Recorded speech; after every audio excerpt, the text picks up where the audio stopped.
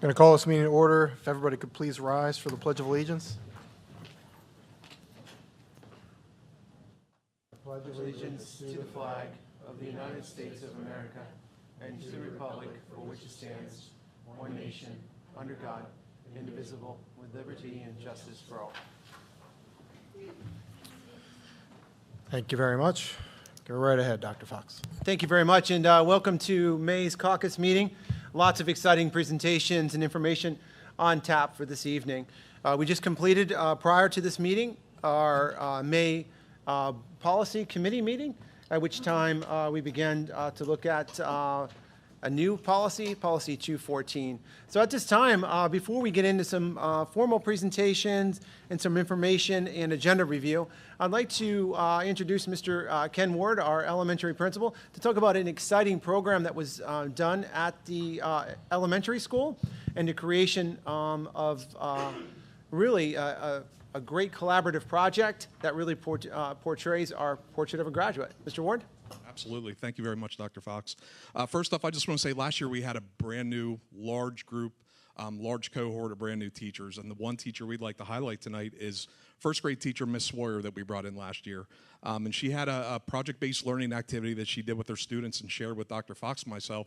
And we thought this would be a great opportunity to showcase that to the board and to the community as well. So I would say roughly 5 or 6 weeks ago, she tasked her classroom with designing and writing a book within their classroom. So the students got to pick what the title of the book was. They got to pick the theme of the book. They got to determine a lot of things. And what they came up with is they got to choose a classroom superpower is what they wanted to do. And they took a few weeks to go and write this book and do some illustrations in the book.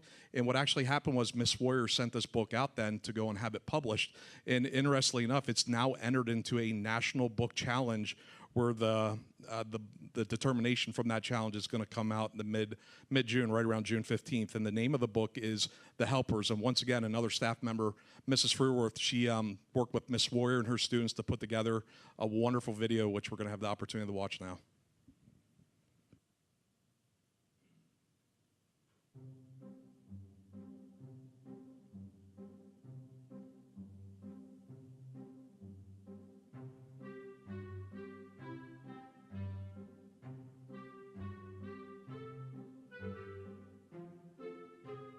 I wish I had the superpower to teleport because I can teleport water bottles. I teleport papers. I would teleport people to the nurse. If a bad guy comes in, I can teleport them back.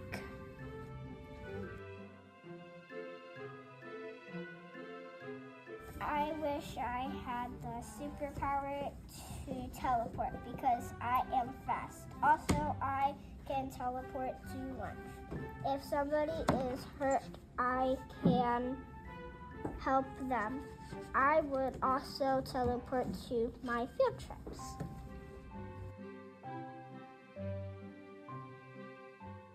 I wish I had the superpower to be smart because I want to fix problems.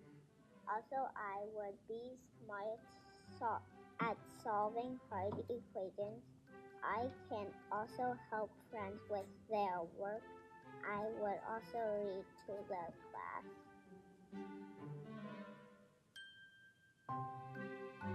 Everybody had to write their class superpower. First, our teacher gave us out the paper. Then we had to write out all of our words. Second, she gave us a plain paper. Then we had to write out, color all the page. Third, And then we gave her our pictures and our writing papers, and then she sent it to the company that made it, and then they published it back. And Miss Sawyer's fiance made the cover. If you see, right here, he colored all of this. You can tell it's colored. And then what did you get to do in the classroom when you got the book back? And then we got to read the book to the whole class.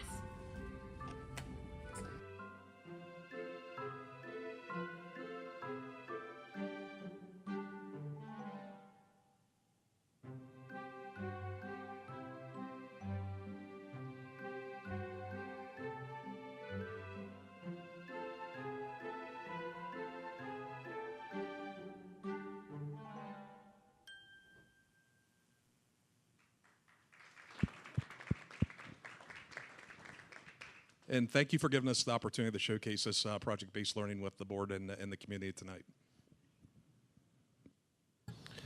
Thank you very much, Mr. Ward. I think it's certainly incredible, and not many students at that age or people can say that they are published authors, and it's incredible the work that they did, and we'll kind of live on, and hopefully a copy of that maybe we could place in our school library so people can sign it out as well. Outstanding. So thank you again.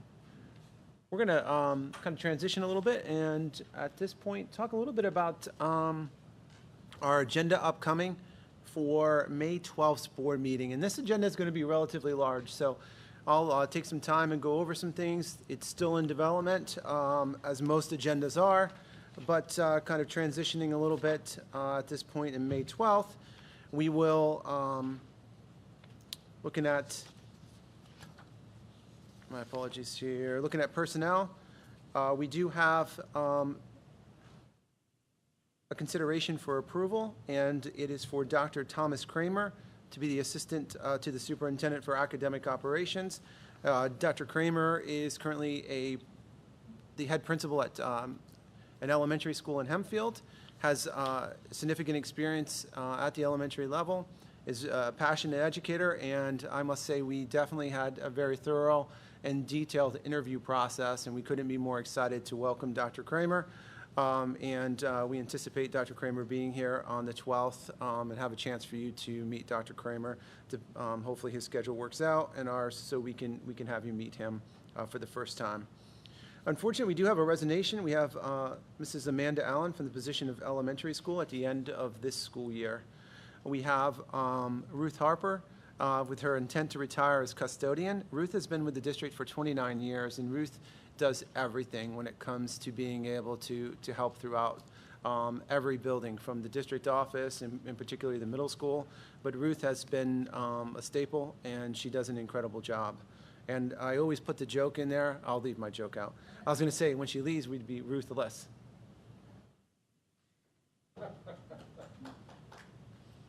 Okay, we have Mr. Pop. Mr. Wesley Pop has an intent to help us here in the summer as some summer help.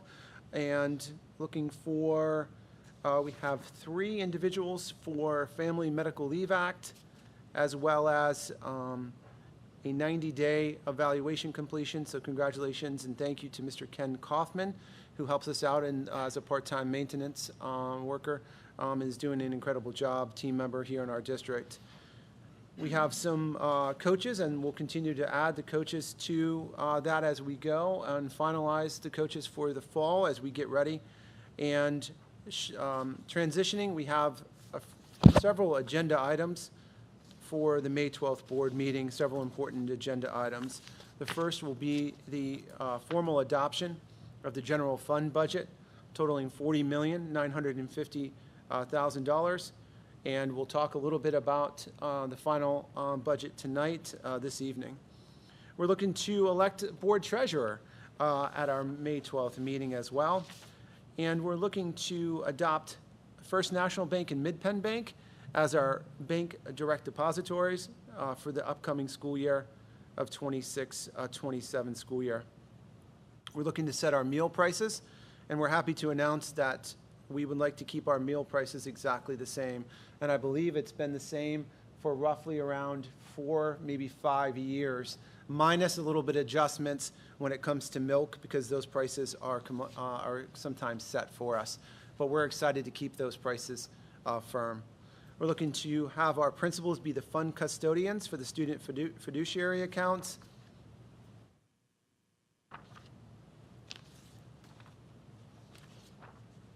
Looking for improvement or consideration of several contracts, including contract for the Capital Area Intermediate Unit for educational programs and services for next school year.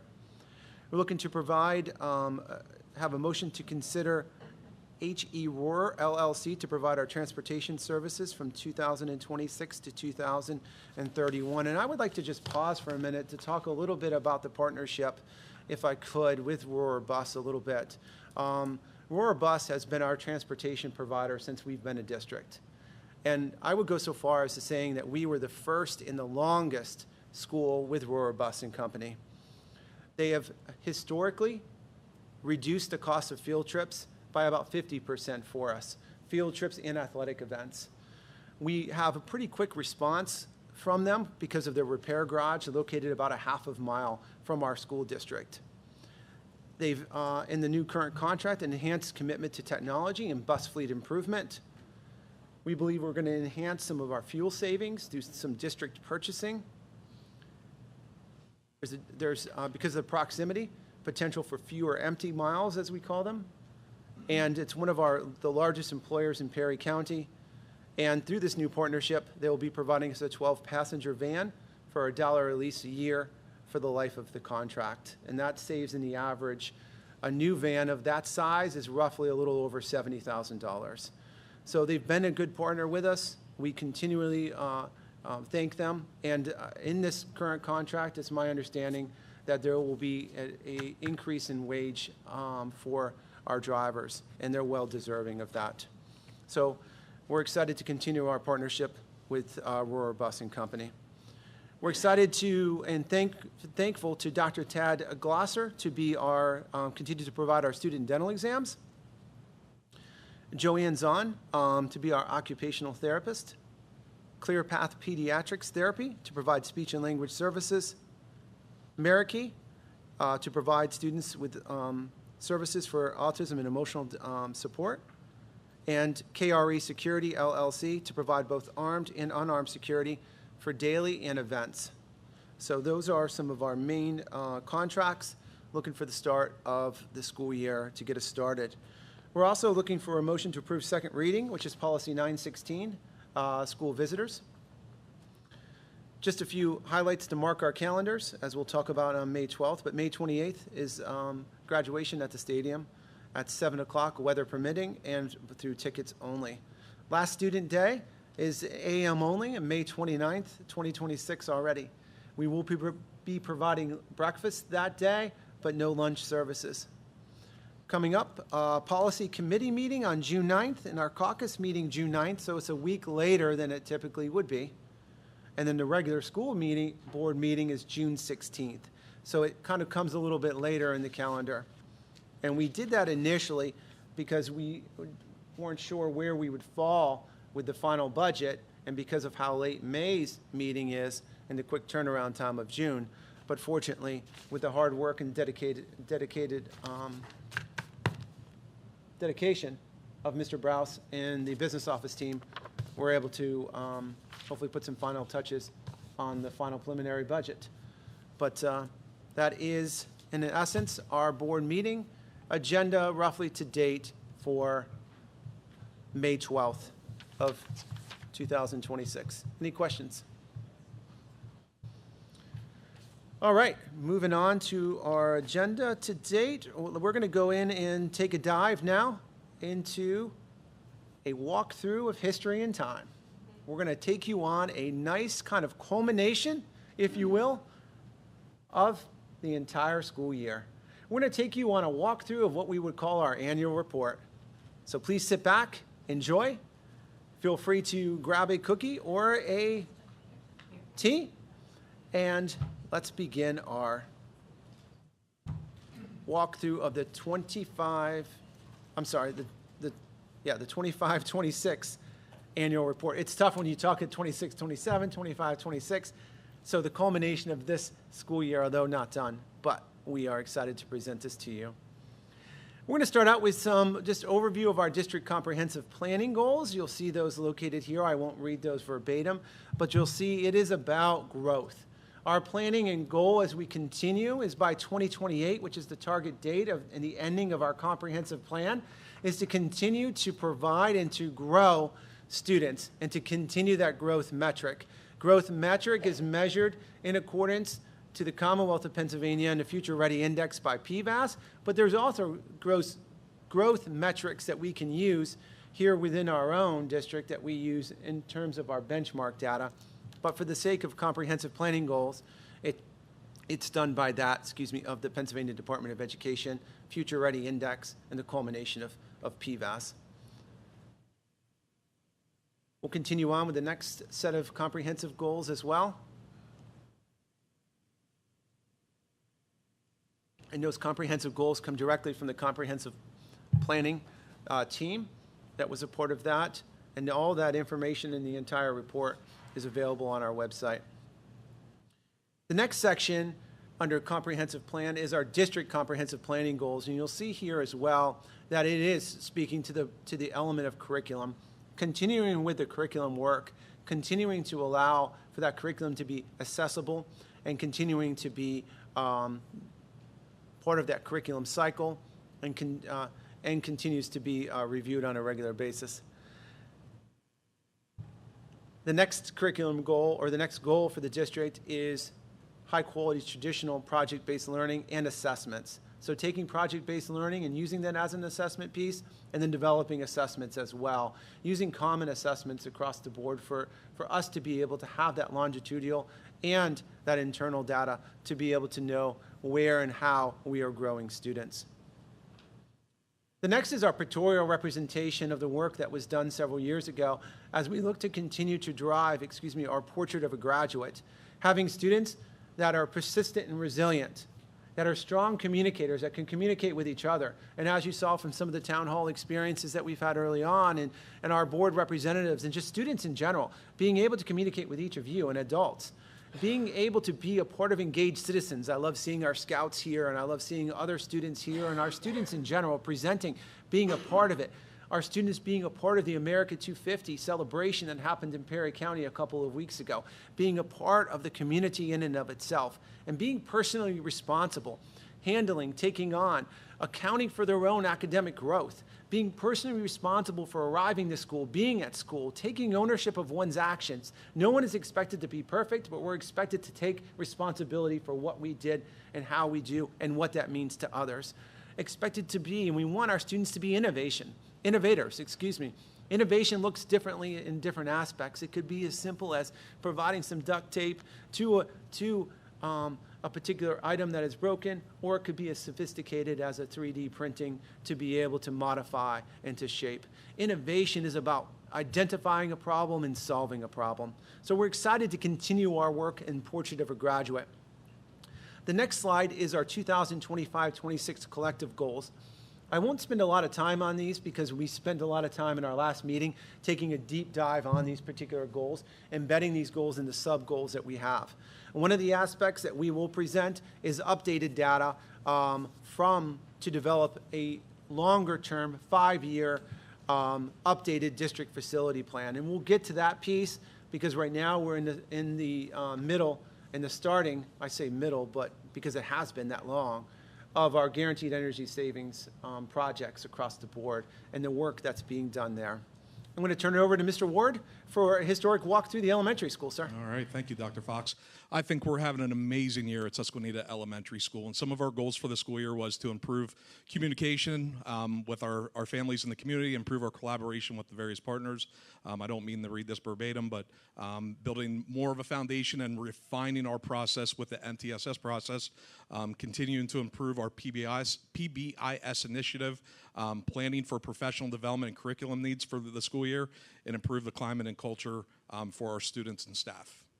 So some of the events that we held this year, this was what was happening from the elementary school, and I can't say enough great things about our Adopt a Family program that's led by Miss Lisa Perkins and her team and her committee, which is unbelievable if I'm not mistaken. Mrs. Walsman, how many families did we service this year? 200, I want to say? I think approximately 200 families we serviced. We had our elementary school holiday parade, which is a huge one. Great turnout once again. I can't take credit for this one in any way, shape, or form, but Mrs. Bresci led the initiative to get us 2 new adaptive playgrounds put in at Susquenita Elementary School. We held our winter and spring band choir concerts. Little Hawks News podcast led by Miss Bear.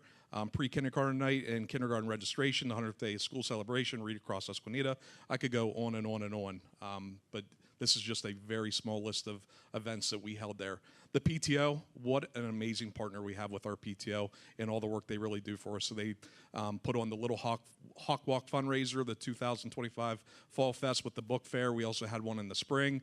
Yearbook design, wooden rose sale, multiple roller skating nights. They did put one the night before PSSAs, and I had to give them some dirty looks for that one. The holiday shop for students, the teacher appreciation, which is happening this week, and they're putting on such a great show for all our teachers, and all the things that they help and support us with in terms of our field trips and events going on at school as well. They might be on to something, right? I guess we'll see, right? But then other partnerships, a whole bunch of them that we partner with the high school and some community neighbors. Once again, we partnered with Pennon this year. The Spookathon, which in the trunk or treat, we paired with the high school. Fire Prevention Day with Marysville Fire and Rescue, along with Duncannon EMS.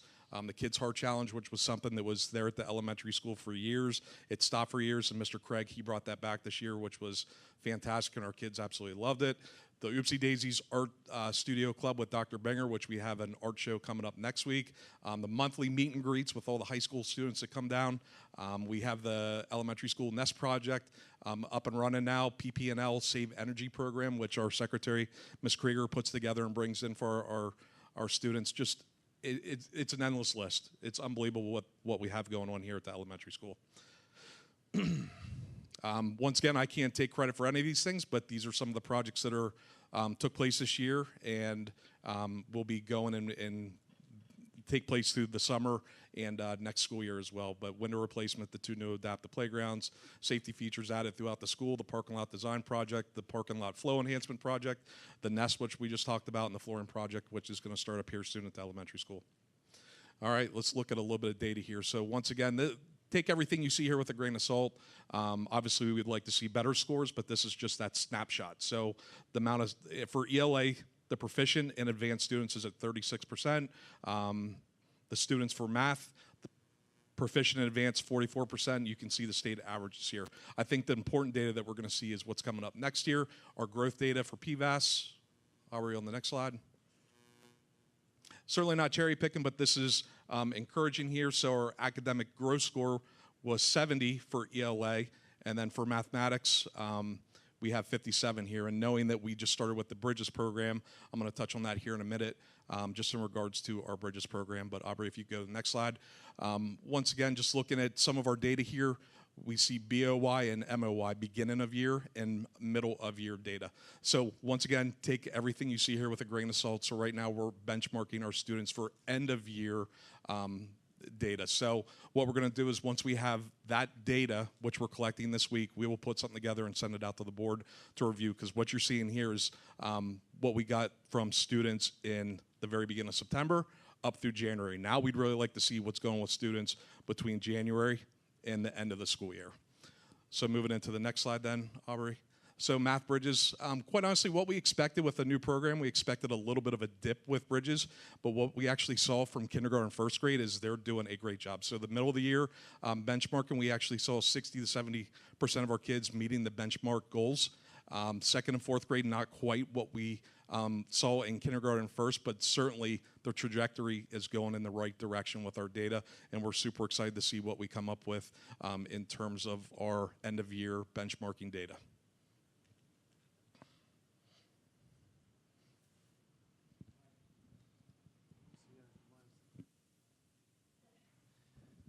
Did you use all the battery? So Ken obviously didn't understand the snapshot word, but I'll go with the snapshot. He gave you the full version. We're only supposed to be 1 slide. He did 4, but I'll just do 1 for you. If you want to look up at the middle school snapshot, so most of our stuff was just a continuation and building upon and tweaking the stuff that we've already started. We did have one new one there about the 4th or 5th one down. Elevate Education's Australian company that Dr. Fox hooked us up with. They actually came in today And for our 8th grade students, they did a bullying and conflict a presentation in the ELA classrooms, which was very good at kind of discussing the difference between the two and what each one of them meant. I sat in on one, and I think it's something that next year for the whole school, middle school would be a good idea, especially at the middle school level with friendships and how to handle the different situations. So that was a great program. And there'll be a listening skills one coming up. I think it's the 19th of May for that same company. That's good, yeah. To add some stuff, I guess I can, since Ken put it on his, I'll piggyback off him. Our PTO is phenomenal. So every one of the field trips this year from 5th through 8th grade is paid for by our PTO, so nothing comes out of our budget, which is great for us. They do a great job with fundraisers and providing for our students. And then this week, like Ken said, we want to give some appreciation to all of our teachers. So it's Teacher Appreciation Week. So on Monday, we had a breakfast from the PTO. Today, Spirit Club provided subs from Zitarelli's and nachos for Cinco de Mayo, kind of a mixture there. Tomorrow we have Nutrition Inc. From the school board for our breakfast in the morning. I think Thursday's the student council providing a pizza food truck. And Friday is PTO with Olive Garden. So just something for our teachers to kind of every day of the week give them something to kind of show our appreciation. Along with Ken's there, you see our achievement from the middle school. Obviously, we'd like to see higher numbers, but as Ken said, the next page, which would be the growth data, kind of shows that we're making some progress there. Can you continue to improve from year to year? Science, if you're wondering why, they came out with new standards, so like this data was a trial period kind of to tweak in what they want and what they're looking for. And the last page, I think I got a couple of them. So this is, go back to one more backwards, yep. So I know you guys all love data and numbers and acronyms for education. So IXL is a diagnostic test that it's a program we paid for. I think next year is the last year. I could be wrong. But the IXL program starts the kid on their grade level, and as you answer questions correctly or incorrectly, moves up and down as you go. So if you see this is 8th grade, and so if you see a kid with 300, that means they're at a 3rd grade level. So are they really at a 3rd grade level? Did they put forth effort? Or it's a tricky situation there. So that's the IXL we do the baseline with. And the reason why we use IXL is because, one, we paid for it, so we might as well get some good use out of it. But the Firefly, which is the middle one you see there, that one does not open up till October 25th for some reason. That's something we can maybe work with the state with to kind of get that. But the Firefly data is the one that is mimicked after the PSSA. So we do that around January when we get back from break, so we can get the kids ready for what the new PSSA was going to look like. And then at the end of the year, we want to do the Firefly, but that closed 3 days before the PSSAs, so we'll do the IXL again at the end of the year to kind of match the beginning and the end to see where we're at. And if you want to, so that's what the Firefly data for you math people out there. So Firefly, if you see a 671, that doesn't mean the kid's at a 6th grade level. It means it shows you where they're at in each target area. And this student, if you read there, they're 93% advanced and 7% proficient. So they have a 100% chance based on their data of scoring proficient or advanced on the PSSA. So it gives you kind of a screenshot of what their PSSA score look like, not just where they're at in that school year.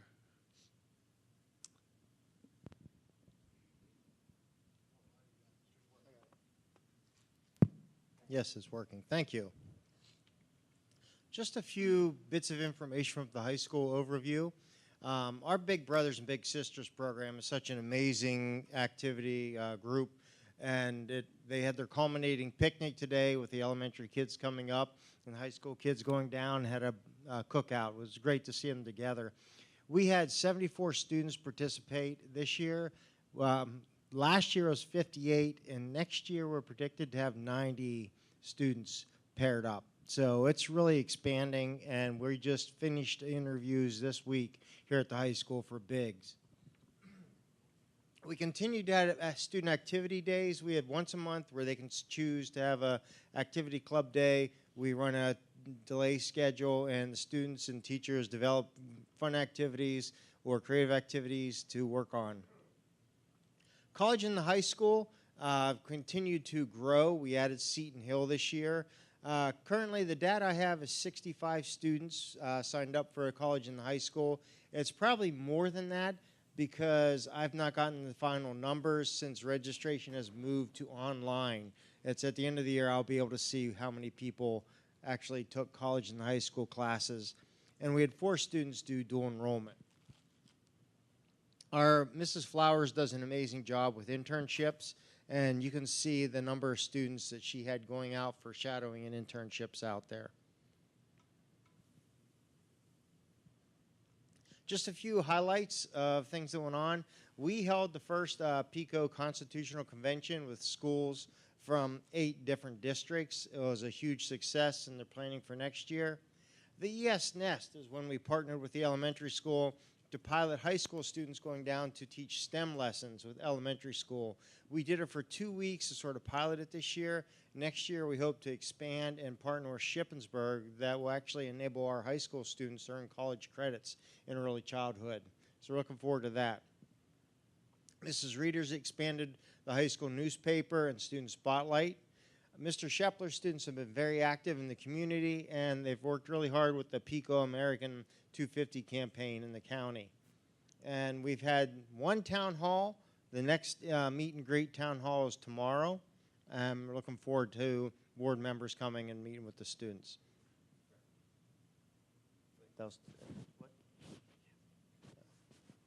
Oh, okay. Sorry about that. One thing I had my notes here going. I just got excited and kept going.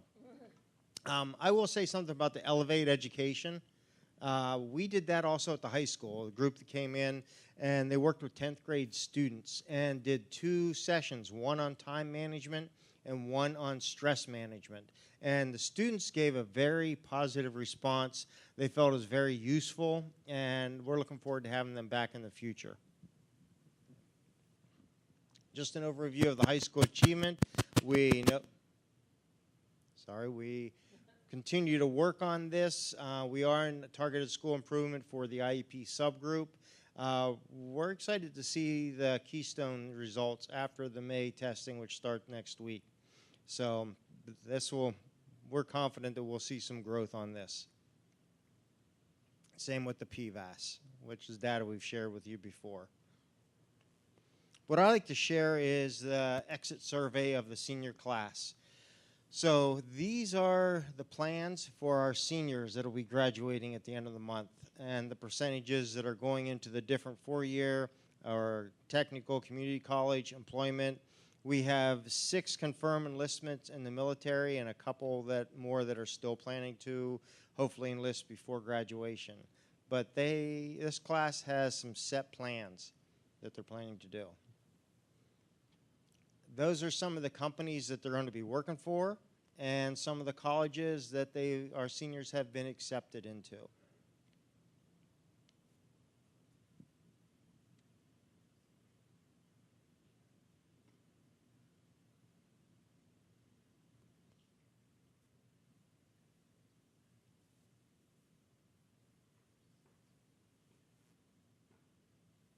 All right, we'll take a roll now through a little bit of some just academic operations overview.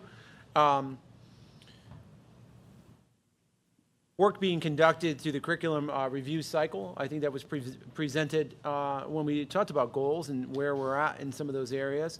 Year 1 of the Bridges Math K-5 implementation. Work being conducted to finalize the 3-year Chapter 339, which is the comprehensive school counseling plan.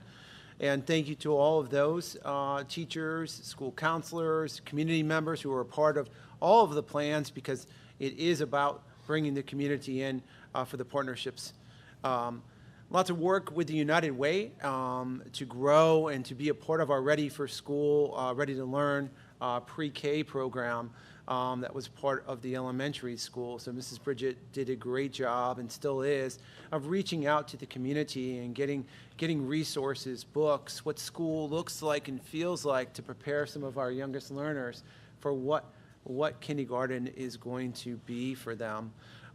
Continue to implement all of those federal grant programs, Title I, II, Title IV, and we're in a Title III consortium, so participation in Title III consortium, which is for our English language learners, and we're a part of the CAIU consortium for that particular program.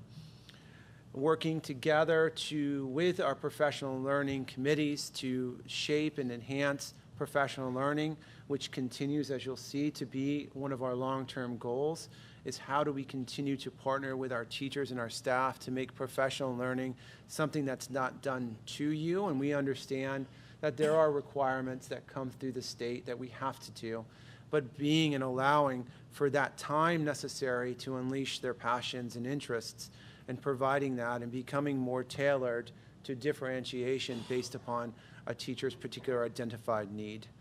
So I'll keep rolling for community relations. Mrs. Kisner has done an excellent job of being our community relations liaison. And she's kicked off the school year early in the morning when we came. And thank you. I think it's Mr. Funk, if I remember correctly. He sprung for breakfast for all of us. And we came early to the back-to-school morning show, and we were featured on the local news channel. And the principals did an incredible job of talking, and students, and Mr. Shepler, and several of our teachers being interviewed. And it was a great way to kind of showcase and kick off the school year. Several different in-house events, mock interviews, town hall, the Learning Lab, or the Van Gogh wagon that was here as well, and pep rallies, Read Across America, Spirit Days, Lifted Conference, which Lifted Conference, when you think of it, certainly is just this Herculean task. And thank you to all of our teachers and to Mrs. Bressy, Mrs. Lowe, to our teachers and our teacher committee for spearheading that, taking that lift on to plan, coordinate, and reach out to local businesses and organizations. And thank you to the local businesses and organizations for sponsoring and being a part of it. Because of their philanthropy and kindness and contributions, it is free. Again, a free day of learning, which allows for the choice and voice for all teachers and educators through the community, provides for free breakfast, free lunch, and a keynote speaker. An incredible opportunity. So thank you for all of their hard work. So that continues to be an important aspect into kind of that vision. And you know, I think it's important for me to share it was the vision of Mrs. Matosh, and we continue to live out that vision that she has, and we're excited to get her back to be able to partner with her and her new school district to grow this even further. You know, Mrs. Kisner continues, she works hard with the Black Hawk Foundation to promote the Jingle Bell Jog, the golf tournament, being a part of the Susquenita Athletic Hall of Fame, and continuing to bring that forward. And we have a Nest Fund that's here, and that's unique. And that's unique, and it's ran by our teachers, and it's for our students, and for our community, and for our staff. And it's led and directed by them, all kindness, all donations, entirely from here. And it's based upon an anonymous request that is given, and it's voted upon by the Nest Fund Committee. And it's really unique to hear, and I think that shows that tightness of this community and the heart of our teachers and staff wanting to give back to each other and to the people we serve. 135 volunteer badges were issued this year or reissued. That's incredible as we coordinate through all of that data and clearances and data that's necessary with that as well. So let's talk a little bit about facilities and transition here because there's a lot going on. So I'm going to toss the microphone over to my partner, Mr. Howell, and he and I will tag this big thing of facilities. Mr. Howell? Thank you, Dr. Fox. Continue with the building improvement, needed repairs, including the preventive maintenance program. With the work with Spinagle is working out really well with the PM program this year. Definitely looking forward to working with them again next year. High school, middle school, secondary for the roof treatment was done. We got rid of a bunch of leaks that we had in the buildings. That definitely was a plus. The elementary towers, the stair towers at the elementary school, like Ken mentioned earlier, there was, I believe, 47 windows replaced down there with new sealant around the windows and stuff, just because they were outdated and damaged. And the GISA project has started at the middle school, elementary, and the high school. Looking forward to the finished product at the end of the summer. It's going to be a busy year. So I do want to thank all the teachers and the principals just for their cooperation with moving their plans around. It's definitely going to make our job a little bit easier, I believe. Yeah, and thank you to the entire maintenance staff and custodial staff from keeping every one of these buildings clean, updated, all the facilities requests, facilities changes, the last minute facilities requests and changes, those that don't get entered into the computer, the last minute shifting. This year, more than ever, was a kind of a really difficult winter with ice, snow, mix, all done in the same entire day. And they responded very quickly. They arrived very quickly. They were able to get the campus ready. So a lot of times we were able to get in without having to necessarily close. And that's because of the hard work that they did in the preparation and the pre-treatments that they did the nights before. So an incredible team that works under an incredible leader. So thank you for that as well. So I'm going to transition now into technology and innovation.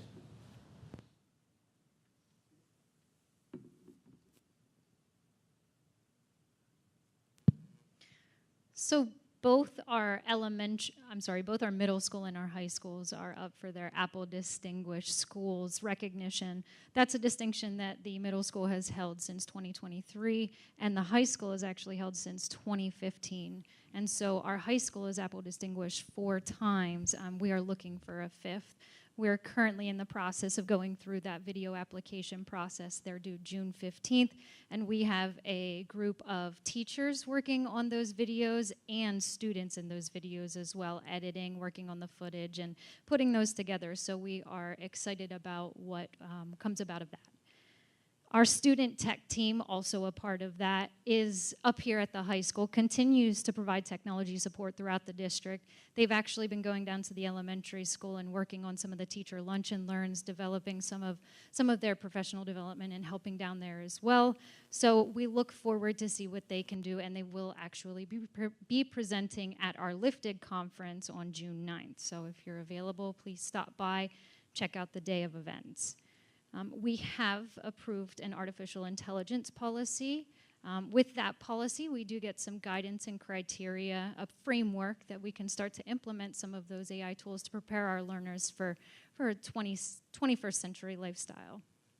And I'll touch on Lifted here then. It is June 9th. We have over 150 attendees so far registered for the day. We have over 12 school districts that will be attending as well, and we still have our registration open. So if you know any teachers who are looking for professional development in the area, please send them my way. I will share that information with them for them to register. It is a great day of teaching and learning, and I'll echo what Dr. Fox said. Thank you to our teachers. Thank you to our sponsors. It is a free event, and it is because of all of them and their skill sets. Wrong computer. In terms of our technical side of technology, we are currently migrating from PowerSchool to our Synergy student information system. This is where we house all of our student and staff data. In terms of our phased conversion, we are currently scheduling all buildings in Synergy. So a lot of our admin users have access to Synergy. Our teachers will have access near the fall, and we're looking to develop a repository for our admin users that'll be delivered through Canvas. They'll have access to a bunch of different resources that they can access, and kind of an extension of all of us on the tech team. And that is a huge undertaking. I would be remiss if I didn't thank the technology team in the district for all of their time and effort that they've put forward in this migration as well. I'm on the wrong one. We've also implemented the ScoreVision scoreboard software. Down at the stadium, you've seen it probably here and there at the track meets, the different events and whatnot. It is something that we are learning. We're continuing to expand. There are so many possibilities, and we look forward to using features like the capture, where we can do replays of events on the scoreboard, but then we can take it a step further, and there's a fan app association where we can send those replays and that capture to a fan app. So we are looking to expand those capabilities as we learn that software and continue using it. We have developed we've prepared, planned, and now implemented successful online testing up to this point. There have been few, knock on wood, there have been few issues with testing online. We did have up to approximately 950 concurrent testers at a time, and we we didn't have many issues. So we were able to overcome that. They have been successful with the iPads. And we look to continue to enhance our cybersecurity. We look to do this with our Mimecast spam filter that we implemented in the fall. And this includes aspects of email training, as well as the actual filter itself where you can report and whatnot. We are a member of the CatPack Cybersecurity Consortium with the IU as well. It just helps us with a little bit of those vulnerability assessments, helps us to remain diligent, vigilant in our cybersecurity practices. That kind of goes hand in hand with our MSISAC membership, which is a little bit more federalized, more global to help us keep our network secure. Thank you very much, Mrs. Lote. Thank you for all of your leadership and hitting the ground running with all of these new aspects, especially in the implementation of our new SIS system. You've done a great job of breaking that down, and we know there will be questions as we go, but we're not expected to have all the answers. We're going to work together to solve those answers together. So thank you very much. And the one glitch we had in testing was a state glitch that was universal across the way. It was identified by the Department of Education and its provider. Hopefully moving forward with anything, there should not be any of those issues.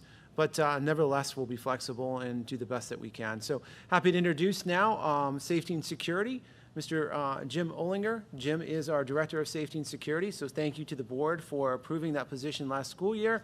Jim has done a great job of hitting the ground running here to provide and oversee all safety operations, as well as being our school police officer, which we are our own school police force. So there are 4 entities, I believe, in Perry County that are law enforcement: the Pennsylvania State Police, the Perry County Sheriff's Office, Marysville Police Department, and now the Susquenita School District's Police Department.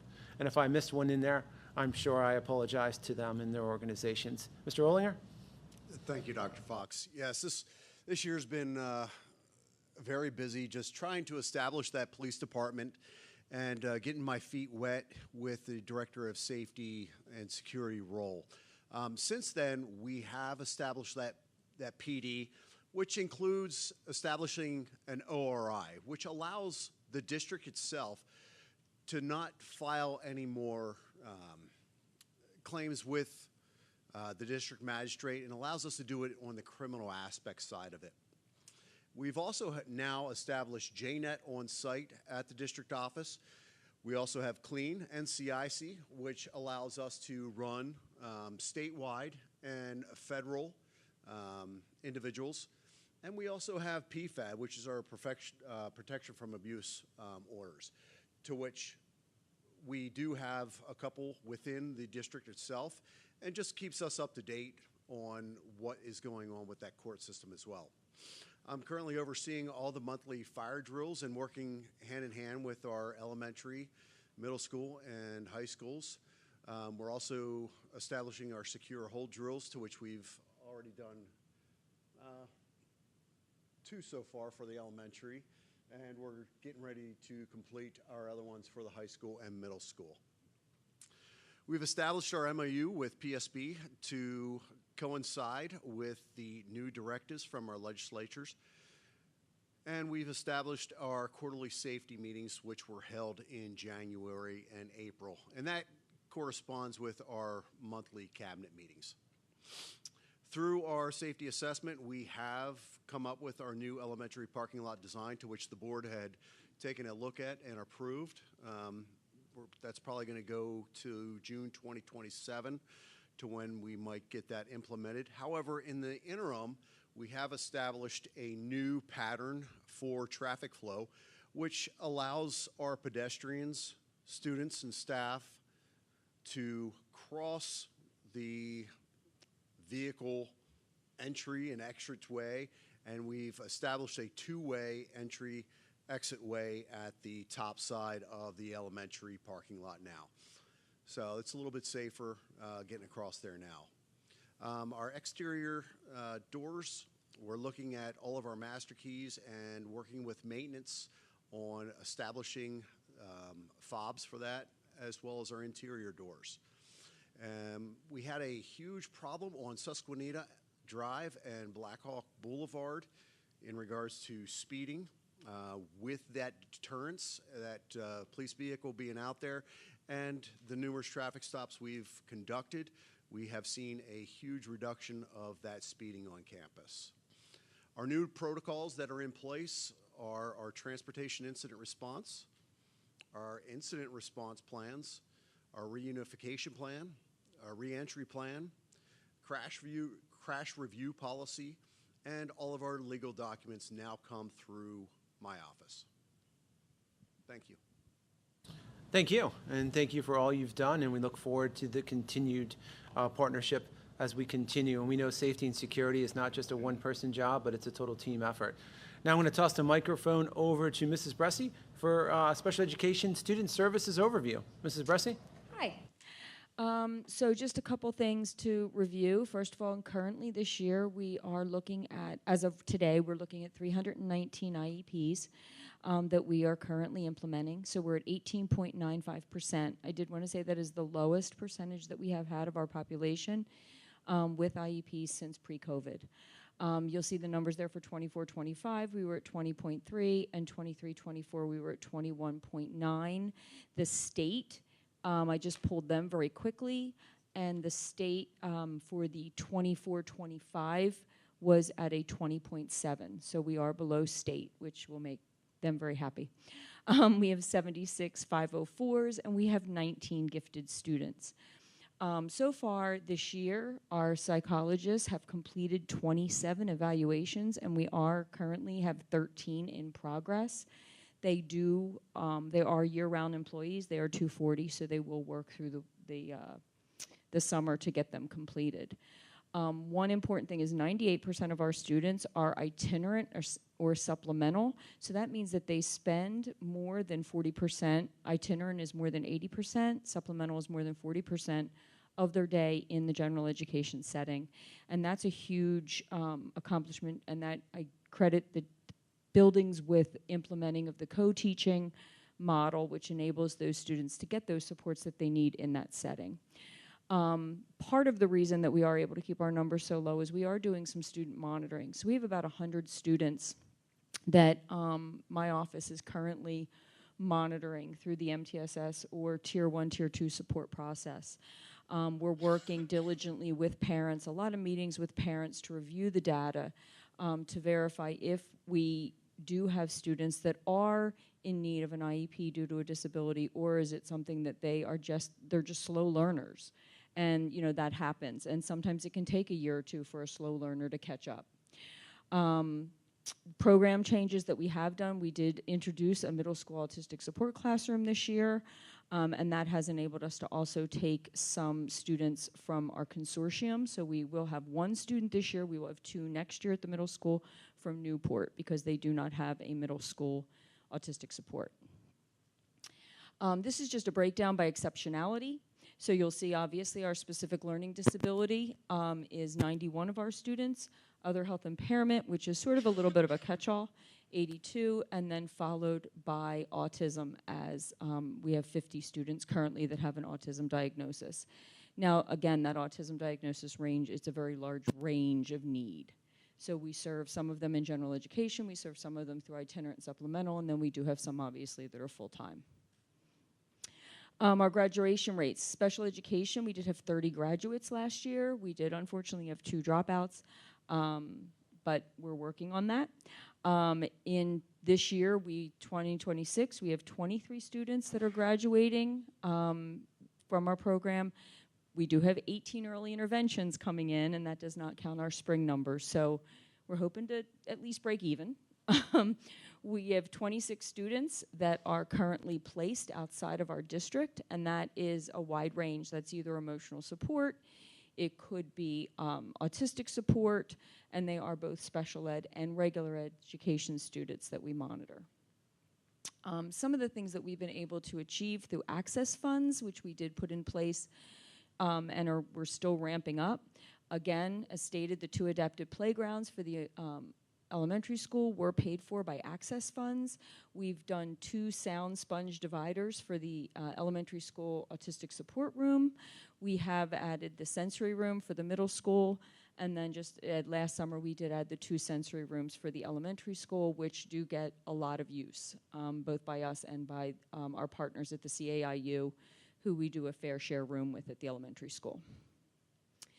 Some of the training that we've provided in special education, again, you've heard a lot about the Lifted Conference. That does provide a lot of training for our special education staff as well as our regular education staff on differentiation, how to deal with students with emotional issues, things like that. We do provide vector trainings on assisting and supporting instruction, behavior management basics, and strategies for instructing small groups. And then our autistic support classrooms do partner with Patan. They do come in once a month and partner with that class to help us support those students and our staff in there. So some of the things that we have, I am happy to announce that our Tom Buskey Award winner, which is they do have the formal presentation this Friday, is Gabriela Rojo Ash. She is a senior this year. She's overcome a lot of obstacles and is graduating with good honors. Special Olympics, we did just have the National Special Olympics. The high school and the middle school did attend down at Bishop McDevitt. Quite a few of our kiddos got awards, came in first and second place, so that was awesome. We did just have on Friday our integrated field day. Again, I've said it before, I'll say it again. I cannot thank enough Mr. Snyder and Mr. Jacobs because they just do an amazing job, and Ms. Christmer. It's amazing what they're able to do, and the kids love it. And thank you to Aubrey she did a great presentation of all the kids had their playing cards, and they were able to run out under the scoreboard. We did have our transition fair last week. I didn't get as much, I'll be honest with you, I didn't get as much turnout as I wanted to, but we did have some really good information and some excellent communications. The other thing that it did provide me with a really good handout listing all of the different places or the people that came out, so that we're going to begin to hand that out at our IEP meetings for our transition students. We do have 2 students that visit Hiram Andrews out in Jonestown. They did two 10-day visits, so they're very excited about that. Keystone Challenge Academy, as you know, we did have the 2 graduates last year. We do have 2 students that are looking to attend in the 26-2 cohort. So they will be beginning the Keystone Challenge Academy in July. And then these are just some of our 26-27 priorities, the things that we're really looking for to advance. Continued development of the MTSS process. The elementary school has been a wonderful partner with us to help promote Tier 1 and Tier 2 interventions within the classroom, and that's something that we really want to work on. Expanding the community partnerships. Mrs. Flowers and I are very committed to expanding that so that we can get more of our kiddos out into the workforce. Strengthen our intervention plans. That goes again with the MTSS in Tier 1, Tier 2. And then we recognize that as we move forward, we are going to have to look for a potential for a high school autistic support room and a second elementary autistic support room. So that could be coming down the pike. Oh, and this is just a shout out to our Black Hawk Brew. Again, please come for coffee and treats on Fridays. Again, Mrs. Christmer does and Mrs. McCormack do an amazing job of providing a great opportunity for our kiddos to learn a lot of really good skills.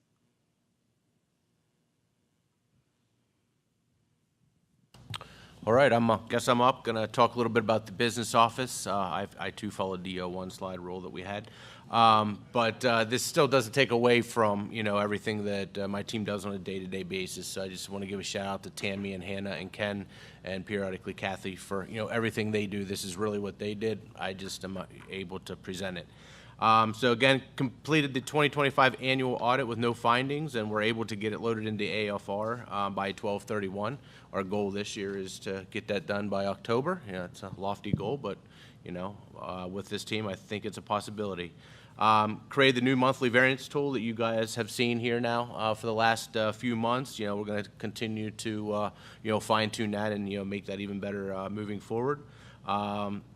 the monthly balance sheet reconciliations to better understand our financials and help us with our future annual audits. I mean, this is really key to everything we do. If we can get our balance sheet right, that means everything else is right as well. Streamlined and provided education for the account coding. I want to thank everybody that tries to figure that thing out. I haven't figured it out. Luckily Ken has 30 years of frustration with it, but thank you for anybody that does POs or fills out any coding from a GL perspective. We've come a long way with that, and it does make life on the back end a lot easier. We worked really hard with cleaning up the fiduciary accounts, working with those advisors, and we're going to continue to do that moving forward. And we, updated all the payroll adjustments that came along with the CBA with minimal hiccups there. So, so that's what we got going on this year, and we can fine tune these a little bit for next year, and still have some other things that we need to work on. Always really interesting in the business office, right, when you're dealing with multiple years at the exact same time, and years prior, year current, and then the future year. So great job to you and your team. I'm going to toss it over, a little sports analogy, to Mr. Markowitz, athletics and facilities overview. All right, so just a quick overview right now of our spring sports. These are updated a little bit. Baseball and softball did win today. So baseball is a record of 7-10. Their senior night is Thursday. Quinn's Coffee, Perry County Pizza is going to be there as well. Begins at 4:30. Softball now is 18-1. Big win against Trinity on Friday. Upper Dolphin on Monday. They are #1 in District 3 right now at softball.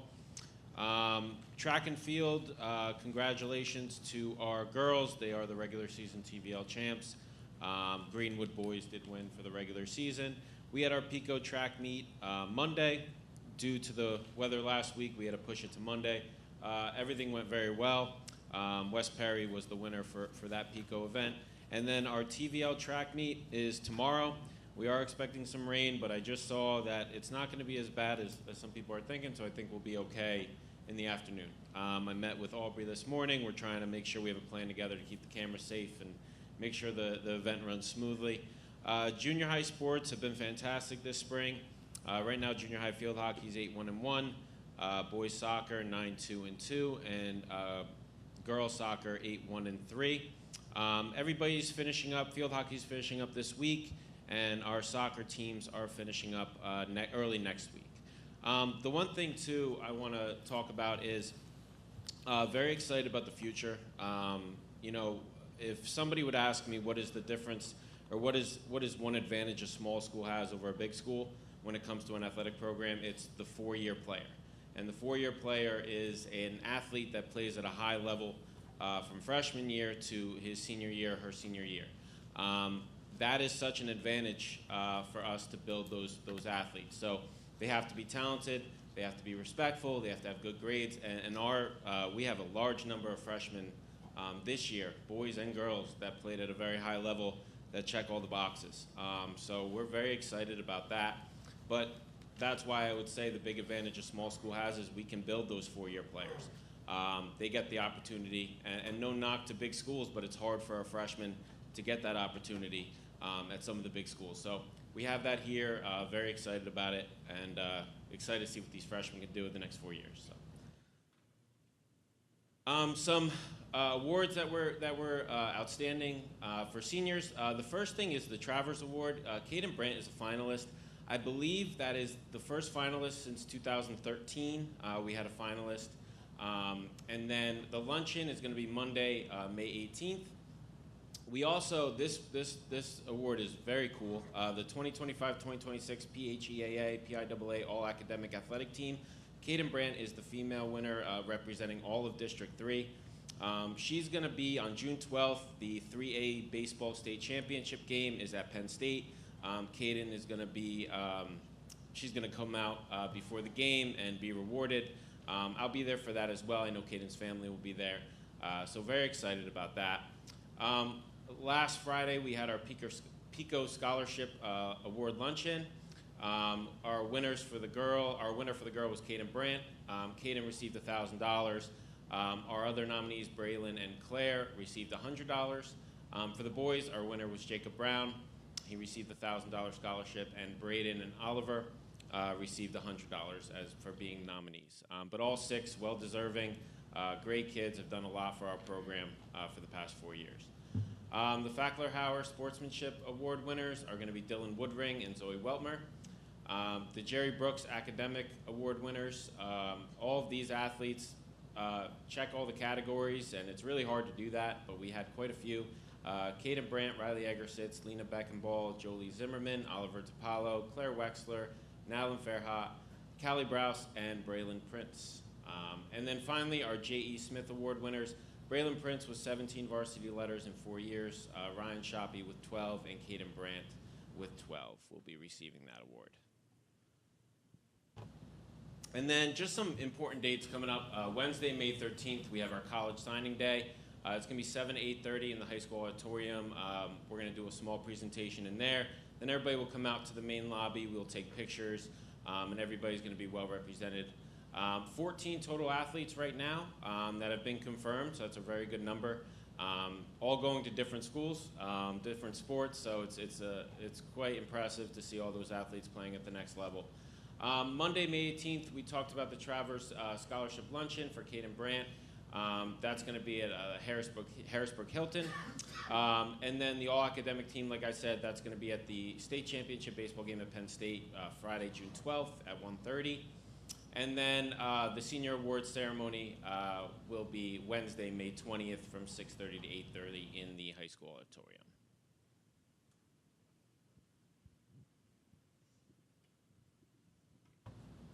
Are you done with your? Yeah. Oh, I just want to interject a little bit. Aubrey, could you go back to that one there, just to kind of dovetail on what Mr. Markowitz was saying with regard to the Travers Award for the rest of the board that may not know what that is. That's an award that's given from through the Patriot News Penn Live, named after a former sports journalist. Rather very prestigious. Every school is allowed to give a nominee. There are 5 finalists, which Caden, like Mr. Markowitz said, has been named. It's very hard to get to that level. She's already won a scholarship money just by being a finalist. And then on the 18th, they will select a Travers Award winner from those 5 finalists. So it's a big honor for Caden and for Susquenita for her to have that. In terms of the Fackler-Hauer and the Jerry Brooks, those are District 3 awards. They're not given just by us, but they come from PIAA District 3. So they're a District 3 award, which again is a real nice honor for those kids. It's difficult to meet the criteria, particularly for the Academic Excellence Award. And then the J.E. Smith Award comes from Susquenita, but I think also dovetailing on what you were saying about the benefits of a small school and allowing to build the 4-year athlete, it also allows for the multi-sport athlete and the excellence in that. And that takes a whole lot into college for them, from not just time management, but also for the appeal of them for recruiting, to know that they not only excelled at a level of field hockey or whatever, but they were excelling enough to be able to earn a varsity letter in multiple sports. And that just isn't possible a lot of times at a bigger school. So, yeah, so I just wanted to kind of fill in a little bit more to that, so. Thank you very much. Absolutely. And just some next steps as we kind of conclude our annual report for 25 and 26. We're going to continue to work towards the goals on the comprehensive plan. This year, we've been awarded as being a Purple Ribbon School designation. And a Purple Ribbon School means we have steps in place, protocols in place.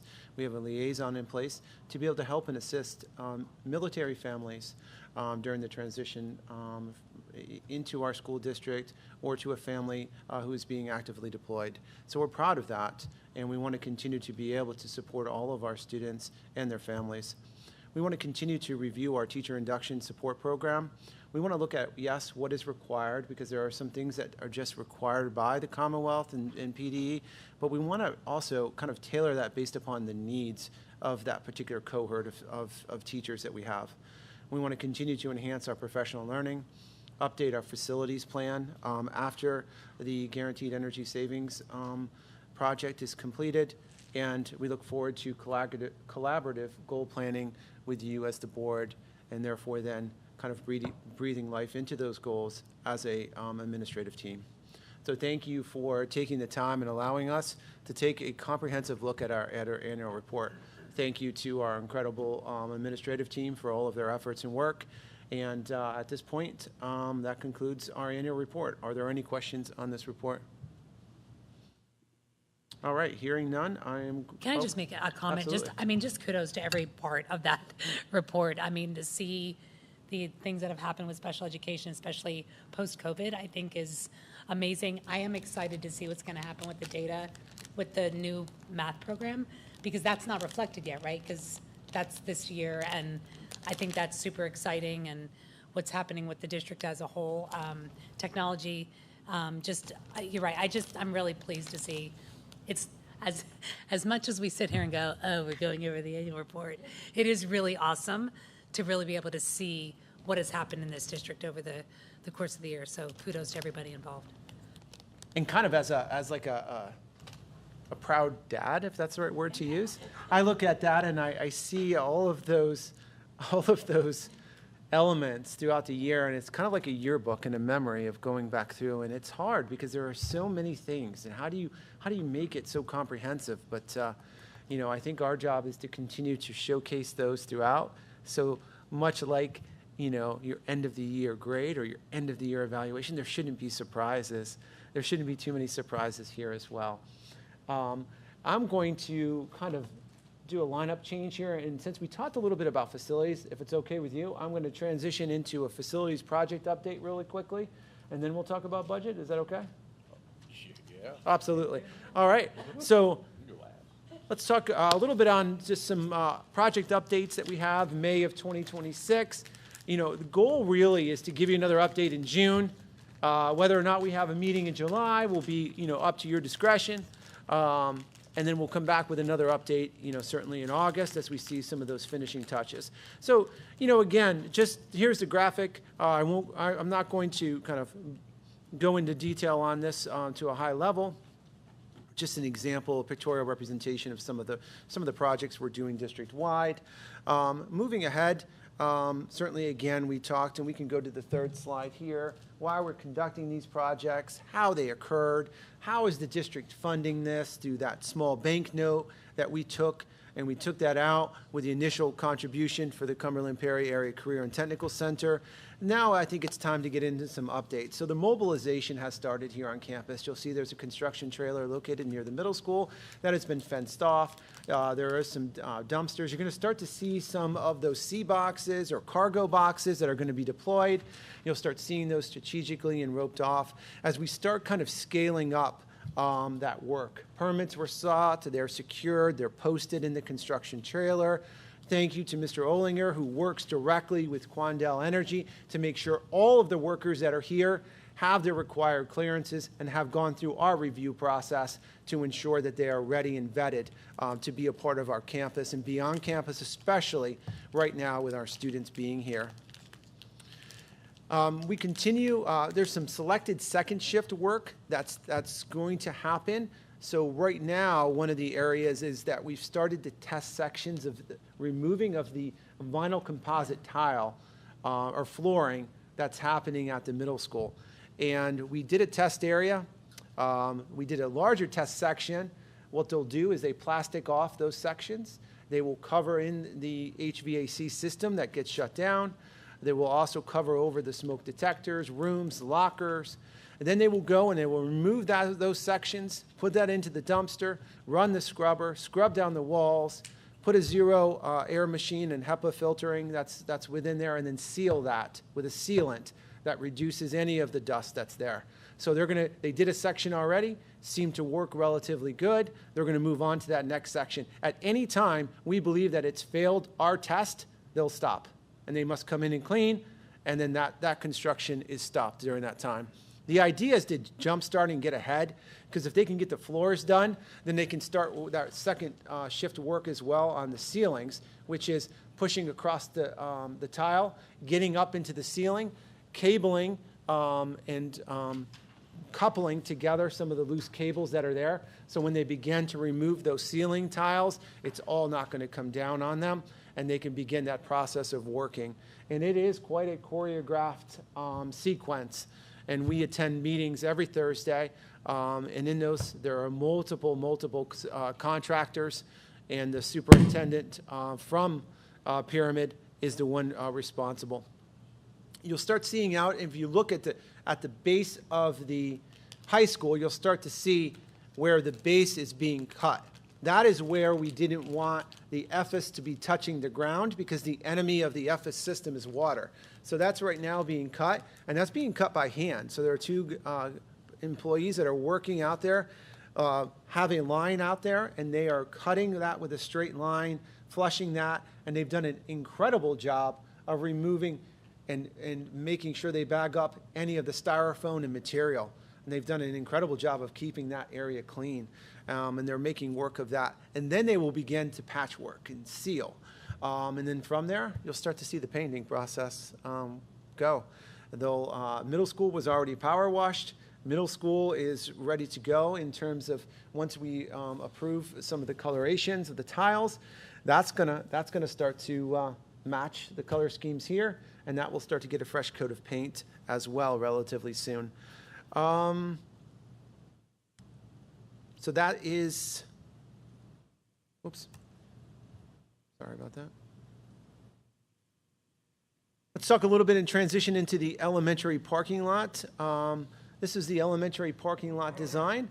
You'll notice very similar to the design concept that we have in play now on a micro scale. The idea is buses in one area, cars in another area, not allowing cars to cross over into the bus area, keeping those sections separate from each other, allowing pedestrian walkway. Rooted in safety, as well as the new current model as well, being adjusted for rooting and safety.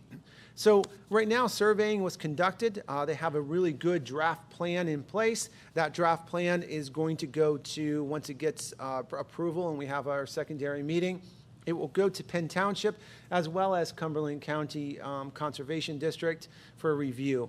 That could take up to 30 days. Because anytime you're dealing with stormwater, it could take up to 30 days. And that could have comments back, and that's a natural part of the process with comments. We're awaiting that. Pannoni is waiting for that as well, and they'll be ready to respond to those comments, make any adjusted changes that are necessary. What that does do, though, is that is unfortunately not allowing us to have a full runaway. So really what we're looking at is we want to get permitting done. We'll get design done and approved, permitting done, secured, and get ready. Around January, February next year, we can go out for advertising. We know that advertising has to be conducted for about 3 weeks or 21 days. That will be conducted. We'll be able to do our sealed open bids. Once our sealed open bids occur, we can look at it and say, hey, we like it, we don't like it. If we don't like it, that gives us time to drop back, punt a little bit, and maybe have to, if we want to, we can re-advertise as well, depending on what current conditions are. So it does delay this, but I think delaying allows us to A, not be rushed, B, make sure we're getting the best price and best value, and making sure the design is where we want it to be, and Pannoni's dedicated to making sure that the design is how we want it to be. So we could, but I think it's going to be rushed. And it could end up, what we don't want to do is have a tore-up parking lot for late summer, come early August, and ready to go with the start of the school year. And that would be very difficult to try to navigate around, almost virtually impossible with the size of that lot. So we'd rather wait and get it done. We'll get it done correctly based upon the bids that certainly could come out. I just have a quick question. How long are the permits good for? So is there a window that you have to build within or do within? If we're looking at not doing it until next year? And we'd be okay with those permits in that window. That's what for next year. Yeah. Because the other thing I'm wondering about is the price of oil right now. This probably wouldn't be the best time to do this project anyway. Blacktop has a lot of oil in it. Yeah. Yep. Yeah. So I just wanted to make sure that we weren't pushing the permits through now and then having them be, quote, I don't even know if they expire. That's what I was asking. I think we'd still be in that window. Okay. Yep, absolutely. Good question. 5 years? Oh, okay. I didn't know if it was like a year. I wasn't sure how long they're good. Okay. Is there go ahead. Oh, I do have another question. Yeah. Is there any way you could put up the the design that we have. Yeah. And just because I don't understand, can you tell us, or from that, sort of what is the new traffic flow for buses that you've implemented in the last? Because I know you said about coming in and out on that the upper side, but like how? Correct. Yeah. So right now, the buses and vans, they have not changed anything to what they're doing. They're still entering from the top and then exiting down by where the pond is. The vehicle traffic for arrivals is going through that. Let me just get up. Yeah, let me just get up here and point to it. I don't have one of them lasers. So currently, all vehicle traffic, including school buses and vans, is entering here. The drop-off line switches over to here and comes around, and this is where we're having them exit, right? They are then exiting and coming back up here and exiting here. It allows our buses and our vans to exit the bottom portion of the parking lot. Okay, thank you.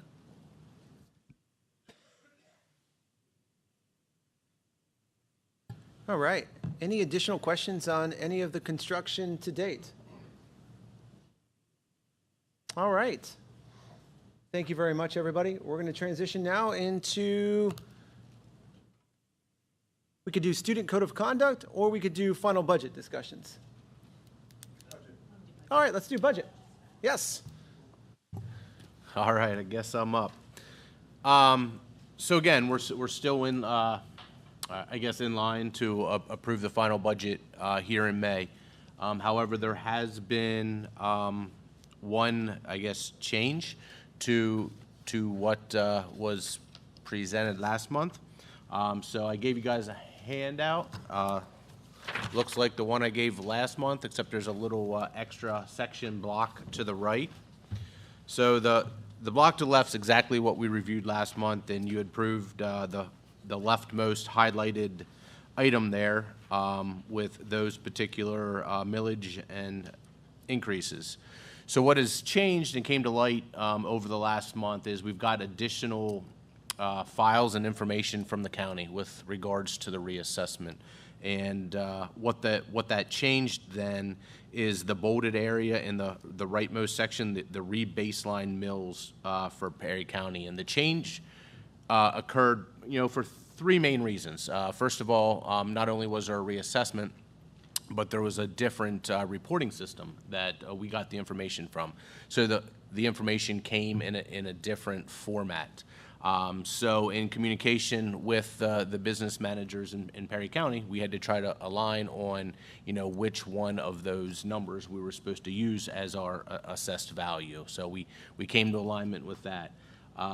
Secondly, we had to, talk a little bit about the baseline, and one of the numbers on a reassessment is how you account for the new homes that were built since during the reassessment. So again, we sat with the business manager. We talked through, okay, how do we account? How do we get back to what an apples to apples comparison would be? Because right now we got apples and oranges, because we got what it was before, now we got what it was after. But how do you get back to what it looks like today compared to what it was back then? So, for example, the easiest way to explain it is when we started this assessment, or last year, we had 100 homes. I'm just using a round number. And now since then, that we've gotten maybe 25 more homes. So how do you get back to say, okay, what's the value today based on those 100 homes? So we had to do some, math and move some stuff around to account for the new homes, that had come on board over the last year. So that piece has changed since last month, because we got the additional files from the county. So before we were doing an estimate based on historicals and stuff like that. Now we actually got the files to back up that number. And then the third piece that changed, which didn't change a lot, is the homestead. That always comes in late in the game. We just got that last week.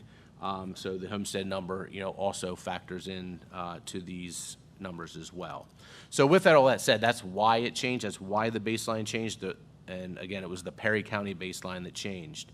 But now, when you do that, and you keep the same, I guess, thought process that you did before, where you want to keep Perry County at the same baseline mills, it does change the Dauphin County a little bit as well. So now the new revised 0% Perry County change shows a 2.7% Act 1 index, or a 7% overall adjustment to Dauphin. It does bring in an extra $100,000 of revenue to the district.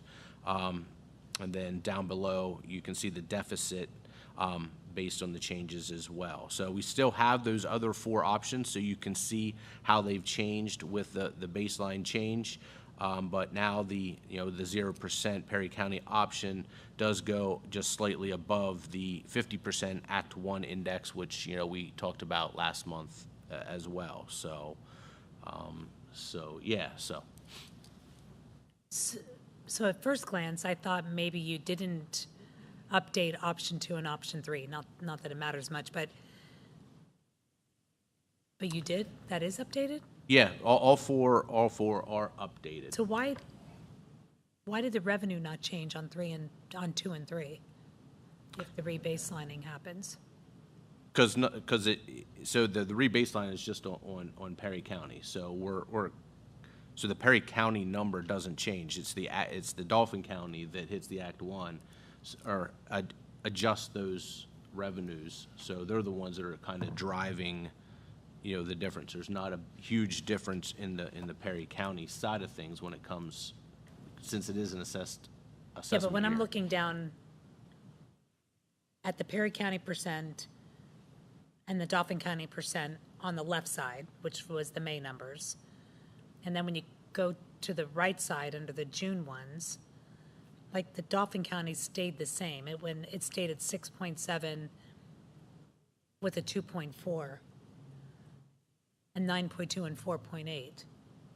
But yet the numbers for where the highlighted area is went from 6.2 to 7 for Dauphin County. And then it stayed revenue neutral, of course, for Perry County. So that's why because I was wondering why the actual revenue did not move at all. Because nothing really changed in those scenarios. Well, wouldn't have it? Because the Dauphin County number is still the same, so nothing really changed. But I guess to kind of piggyback on what Leanne is saying is, in the revised June numbers, why did the percentage for Dauphin County change in the zero Perry County option 1, but those numbers did not change for any of the others? Yeah. Thank you. That was much more succinct than what I was able to do. So you're saying, why did just the revenue change in that one option? No, not the revenue. The percent, the Dauphin County millage. percent, the millage percent. Even. So when you look at the millage percent, following that if our baseline for Perry County millage percent gets readjusted, then that should also readjust the Dauphin County millage percentage. And when you look at the June revised numbers, that is true for the June revised numbers in the highlighted option 1. However, when you look at option 0, option 2, and option 3, Perry County's numbers have changed as far as the millage percentage, but Dauphin County's did not, which does not make sense. And it may not matter for anything except for comparison. But what changed is the baseline changed for Perry County. That's why Perry County's mill versus mill percentage changed. Right. And it forced then, I think what Marcy's saying is it forced a millage change in Dauphin County. So the millage in Dauphin County went from 27.2269 to 27.4412. For just option 0. For option 0. But, option 1, yeah. Right. But the millage changed in all of the Perry County ones, but the question is, why wouldn't it have then had some effect on the millage changing in Dauphin County? Why would it only do it in option 1, and it didn't do it with the other ones? Because the revenue didn't change in the other ones.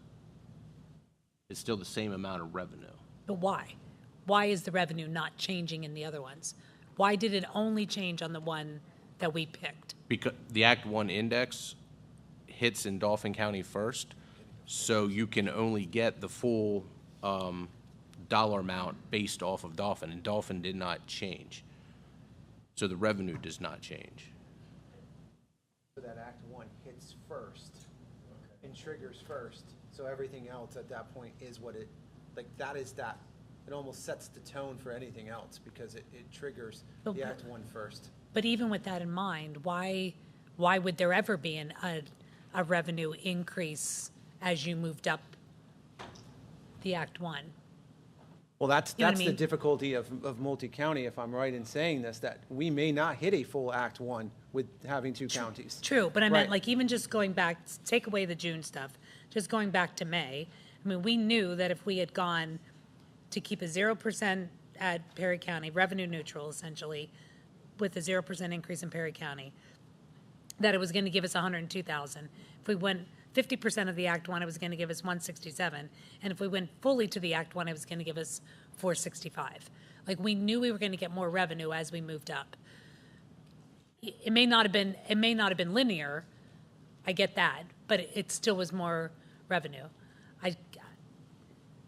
I'm just, and again, this might be moot. It's just more of a comparison thing of what would have happened if what would our numbers have been if it would have been option 2? Because it appears that there's never been a recalculation done of Dauphin County. Is that what you're thinking? Well, and I guess my other question is like if you just look at May and you look at neutral to option 1 to option 2 to option 3, it incrementally increases, whether it's Dauphin County or Perry County. So you go from a negative in Perry County, negative 0.8 to 0 to 0.5 to 2.9 millage percentage. Also incrementally increases in Dauphin's millage percentage. Why is it then in the revised June numbers that the millage percentage, still following neutral, 0, 50, full Act 1, your millage percentage goes from a negative 1.6 to 0 back down to a negative 0.3. If you're following an incremental increase, 50% of the Act 1 index should be a positive millage percentage over a 0%. So I think you're getting confused with that option 1. If you pull that option 1 out and you look at just the Act 1 index increases, the percentages flow the way that you expect, correct? If you pull option 1 out of that graph to the right, it's doing what you think it would do theoretically. But 50% should be half of, or roughly half between 0 and 2.1 and not a negative 0.3.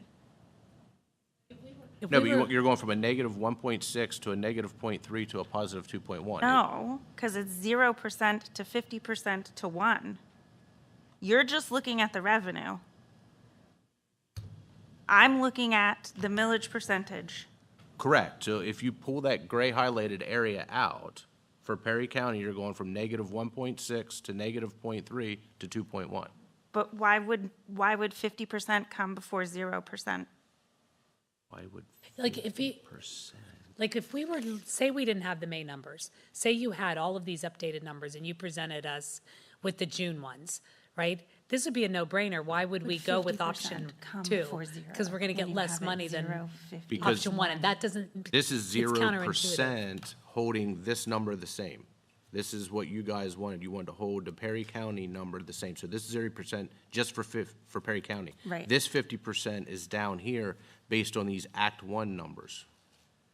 But logically then, why wouldn't this 50% come before 0% over here and hold true over there? Because this gap changed with the new re-baseline. This is negative 1.6, whereas before it was negative 0.8. The 0% group is not 0% of the Act 1 index. 0% increase for Perry County. Against the baseline. Against the baseline, right. And No. it still showed. 0 of Act 1, 50% of Act 1. No. No, we didn't. It should still incrementally increase. If the first one's zero, it incrementally increased, the second one should incrementally increase. So last time you approved a 1.9 Act 1 index increase. Went through the math and we said it would double based on 50% and almost double again based on the Act 1. Not directly, but yes, in theory, it would increase, yes. What I'm saying is I'm not following how, if we're following that same theory of 0% to 50% to It- Act 1, it- why it would go from a 0% down to a negative. 0% has nothing to do with Act 1. Yeah, I understand it now.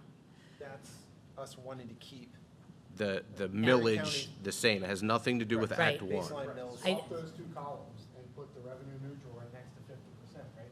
Revenue neutral meant 0% of Act 1.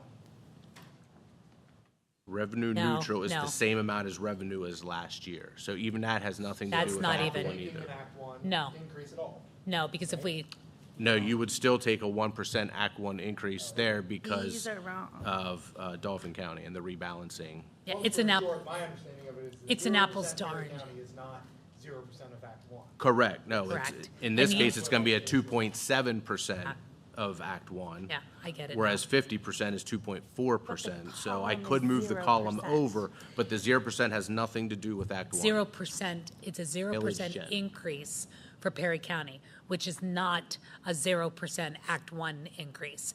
It's a 2.7 Act 1 increase. That equates to a 0% increase in taxes in Perry County. Because we wanted to make sure at least we remained revenue neutral, because if we weren't if we went with a 0% Act 1, we'd lose $500,000. So the neutral one and the 0% increase in Perry County have nothing to do with the Act 1 index. They're an apples to orange comparison. And it just so happened that in May, they happened to look linear.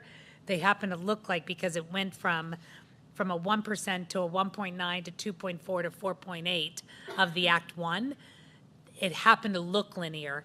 Now with the rebalancing, the option 1 happens to equate to a 2.7% Act 1 increase, which results in no tax increase in Perry County.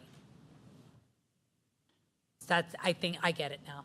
Yeah, no baseline change to the mills in Perry County, because Right. otherwise, if it was anything less than that, the baseline mills for Perry County would actually go down. Go down, right.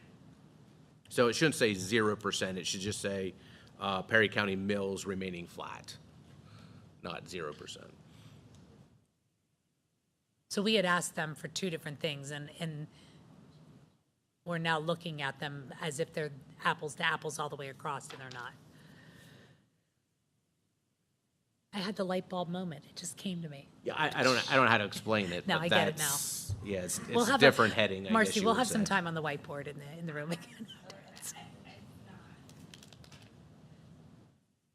Well, I do thank Mr. Browse for working collaboratively with all of the Perry County business managers, working to make meaning of the new reports, taking the phenomenon of a reassessment, taking that phenomenon that's unique every decade or more, on top of taking that new information with a multi-county district and working that together, and ensuring that growth is accounted for, but not part of the overall reassessment piece. So good job on all of your efforts and all the work putting this together and putting it together so quickly, including the homestead farmstead.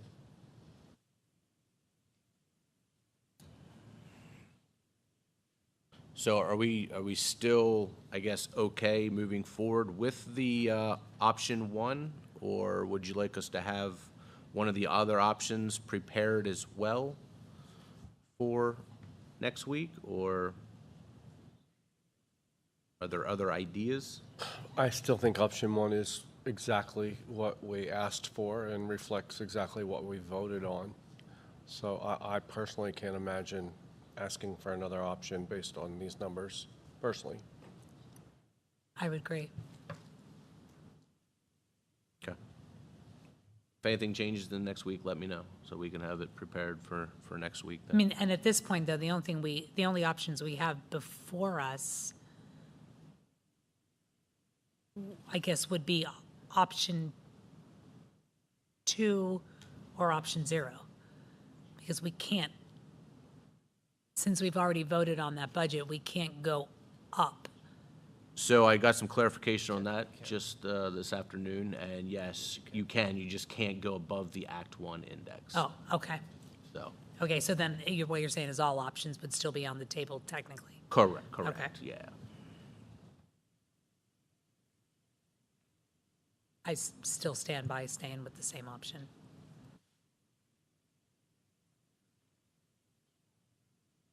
All right, thank you very much. And again, thank you, Mr. Baus. Let's transition a little bit into reviewing and going over, this will be a group effort, certainly going over some of our student codes of conduct. I think it's important, in front of you are 2 drafts, and I apologize, they're not in color, but I will reference some page numbers for you. Let's dive into the first one, which I think is the easiest, cleanest, simplest one thus far, is the Susquenita School District Co-Curricular and Extracurricular Code of Conduct. I'd like to bring your attention to page 3 of that document. And in particular, section J. And let me just give a little background as to what we have done with these. Is basically the principals, athletic director, Mr. Olinger, all of us got together, discussed, had a time, and we said, hey, we're gonna meet at this time. Sent these out ahead of time to see if there's any feedback, concerns, any areas we wanted clarification on. And there was just simply one we wanted to add. It's basically that it's mostly in a lot of rules and expectations from coaches. We wanted to memorialize it here, which basically just says extracurricular, co-curricular assigned equipment issued by a coach or an advisor for the season will need to be returned by the date provided by the coach or advisor, or a financial obligation will be recorded. So basically just gives another element of accountability, speaks to this code of conduct and speaks to those expectations and that are provided by coaches and or advisors. Can I, obviously there's an indentation issue there. But Correct. That's, why is that number 1 under J? It seems out of place to me. I think because this probably should have been I, and J is including I. So meaning this statement that was placed here should be moved up because number I goes into the next categories, I believe. So maybe this Yes. should be Yep. I and J Yep. reversed. Okay, Yep. that makes sense. Perfect. Thank you. Absolutely. I talks about serious offenses, and then number 1 talks about selling, dribbling, or being under the influence of alcohol, et cetera. So 1 fits under I, not J. So J should be I, and I should be J. Yes. Okay. Because, I mean, not returning your equipment has nothing to do with drugs and alcohol, at least last time I checked. Absolutely correct. We'll make those changes. So is that in addition, this financial thing for equipment? Is that in addition, are you saying that's a whole new addition to this? Yes. Do we need to say something about that those obligations will need to be paid prior to graduation, or like just to record is there something that needs, or is that said somewhere else? Well, I think it doesn't, but there are some school code elements there. There's some things we can do. We can certainly say, you cannot purchase prom tickets. You cannot have a parking permit. There's some things we have to be able to hold.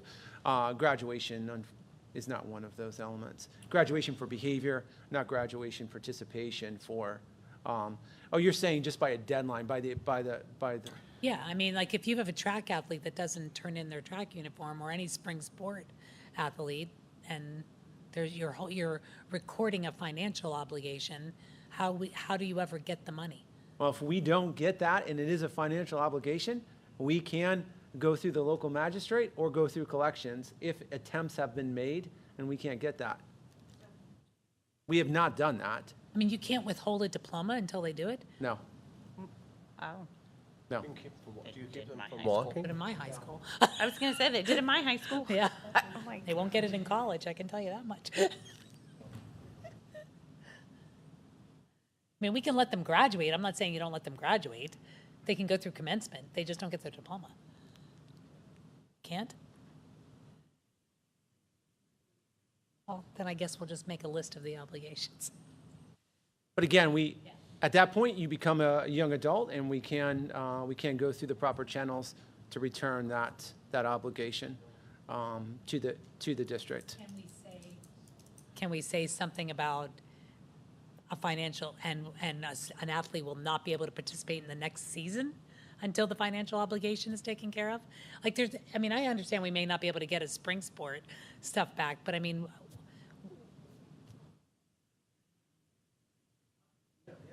Maybe it's worthy of an administrative discussion, because I do know other districts that do withhold the opportunity to commence if they have financial obligations, just like you can if you have a disciplinary obligation.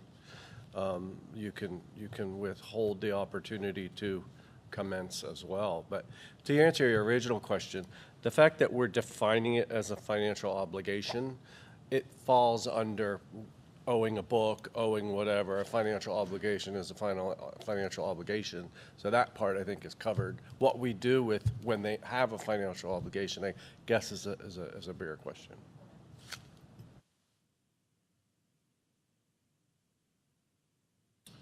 All right.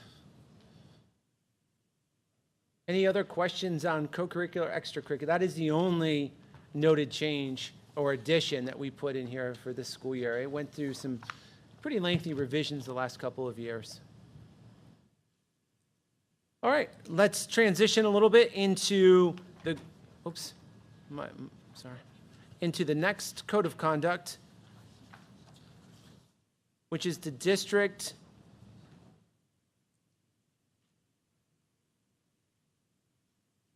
student handbook and code of conduct. And here there are some significant changes that we want to bring to the attention, and they're going to be noted on page 8. So I'm going to allow the principals to talk a little bit about these elements. You'll see here in the middle school, thanks to the contributions from the PCCD grant, we are able to purchase and do have in our possession for deployment Yonder pouches for the middle school. Yonder is just a brand name, but it is a pouch to be able to secure firmly your cell phone. So I'm going to turn it over to Mr. Black. So in the middle school currently, there's no cell phone use allowed during the school day, but students are encouraged to put it in their locker, but are allowed to carry it on their person. So starting next year, the cell phone will have to be turned off and put in the locker. Our lockers do not have locks, so then now we have these pouches. If a student feels more comfortable, the pouch will be provided by the homeroom teacher. It'll be given back to the homeroom teacher and kept in the main office and retrieved for the students' use at the end of the school day. Like Dr. Fox and I talked about, if we see, so right now in the middle school, we do a tiered discipline. So the first 2 times is like a warning. The 3rd time, the cell phone is taken from the student. It's placed in the office for them to pick up at the end of the school day. They receive a lunch detention. And then the 4th time and so on, it's taken from the student, placed in the office, and a parent or guardian would have to pick it up at the end of the school day. They get an after-school detention. Do we have a lot of cell phone issues in the middle school? We do not. But we do have some where we have pictures being taken in bathrooms. We have phone calls of disgruntled parents yelling at the principals about issues that we don't even know about because they were texted to the parent in the bathroom. So it's kind of cut back on those instances. And like I said, right now we let them carry it like they can have it in their pocket. But next year, if it's seen in their pocket and not in the locker where it needs to be placed or in one of the pouches, then that would be considered a violation by the student. So that's where the middle school is at. I don't know if you guys want to have any questions for myself with that. I know there's stuff in the legislature we talked about with Dr. Fox that it may become a law soon. So I don't want to say we're getting ahead of things, but we're putting in the protocols I think that we need to keep our students safe. So at the middle school, they're allowed to use their cell phone up till 8 o'clock when the bell rings for first period. So they can text their parents, hey, I got off the bus, I'm here safe. And at the end of the day, they can get it back out on their way to the buses. Hey, I'm about to get on the bus. I'll text when I get home. There's really, with the iPads and the different things we have at the school, there's really no need for them to have the communication devices on them throughout the day. We know some kids, like we're not doing like metal detector searches and stuff like that, but if a kid's seen within a possession, it'll be dealt with. And the teachers, we already have a system in place in the middle school. We use a Google Sheet to document infractions. They can see how many the kid has, where they're at, and I'm always available to help with taking a phone if need be, if the student's giving the teacher a hard time or anything like that. So I just had two things. One,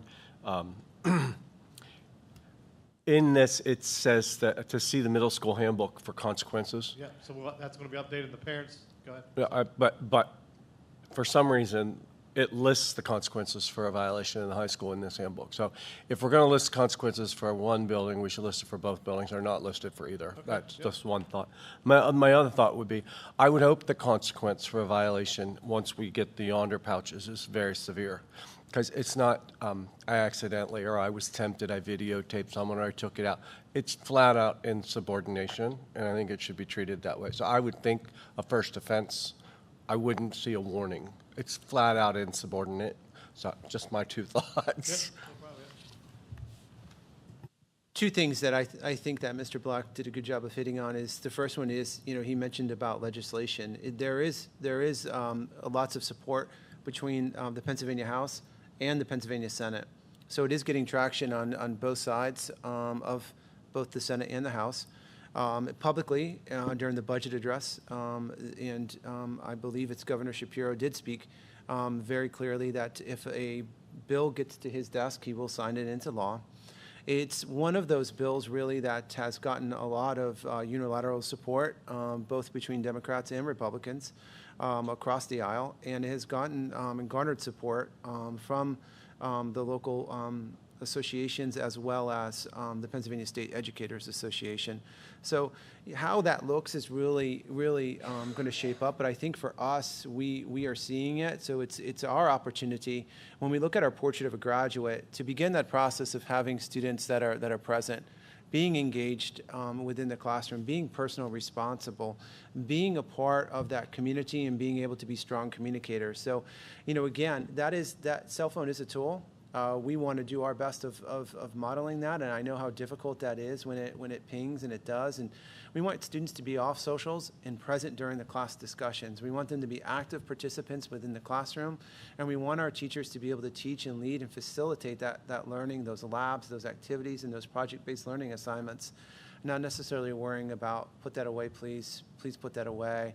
And that constantness associated with that. And I think it's time, to just kind of have that across the board and be ready, because that, I believe firmly, I don't have a magical, bill o meter to know when that's going to happen, but I believe it's going to be sooner rather than later. And I believe the implementation timeline will be a little bit of time for the school to be able to adapt and to be able to adjust. But this gives us time to make any needed adjustments, because when the law is here, we will follow the law. And we will follow the law to the best of our ability and do it, and to do it the right way that it deserves. That's what we do across the board with everything.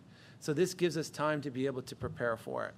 Middle school does not, they have lockers. They're allowed to put their stuff in their lockers, but their lockers don't lock. It's tough, it's difficult. And therefore, this device allows that to happen, to lock them, put them away. It doesn't mean a parent can't call the office. Call the office. Ask for your student. We have incredible administrative assistants in the office. They will get that message to you. We know how important it is for you to communicate with your student. Understand. And we will deliver that message. And if it's important, we'll get that message as soon as possible. And Mr. Black, Mrs. Sabinski, they will remove that student from class, same with our high school principals, and get that information to you. All right, let's transition now a little bit. Any question in middle school? Yeah, go ahead. I actually just have two thoughts. So under the high school section, am I allowed to talk about that? No. No. I thought you were just doing middle school right now. Why not? Why I have a question about middle school before you get to that. And maybe this does dovetail a little bit with the high school, but given the fact that there is this legislation there that is very close to passing, and I just kind of put that in perspective because we always hear about, they're talking about legislation in the government, and then it takes years and years for that to happen. This has moved through the Senate. It's gone to the House. It has been voted out of Education Committee in the House. The last step it has to do is pass on the House floor, and then it will go to the governor. So that's how close it is. And it passed in the House and the Senate by 46-1. So to your point of the bipartisan part. But that legislation does use the term mobile devices, not just cell phones.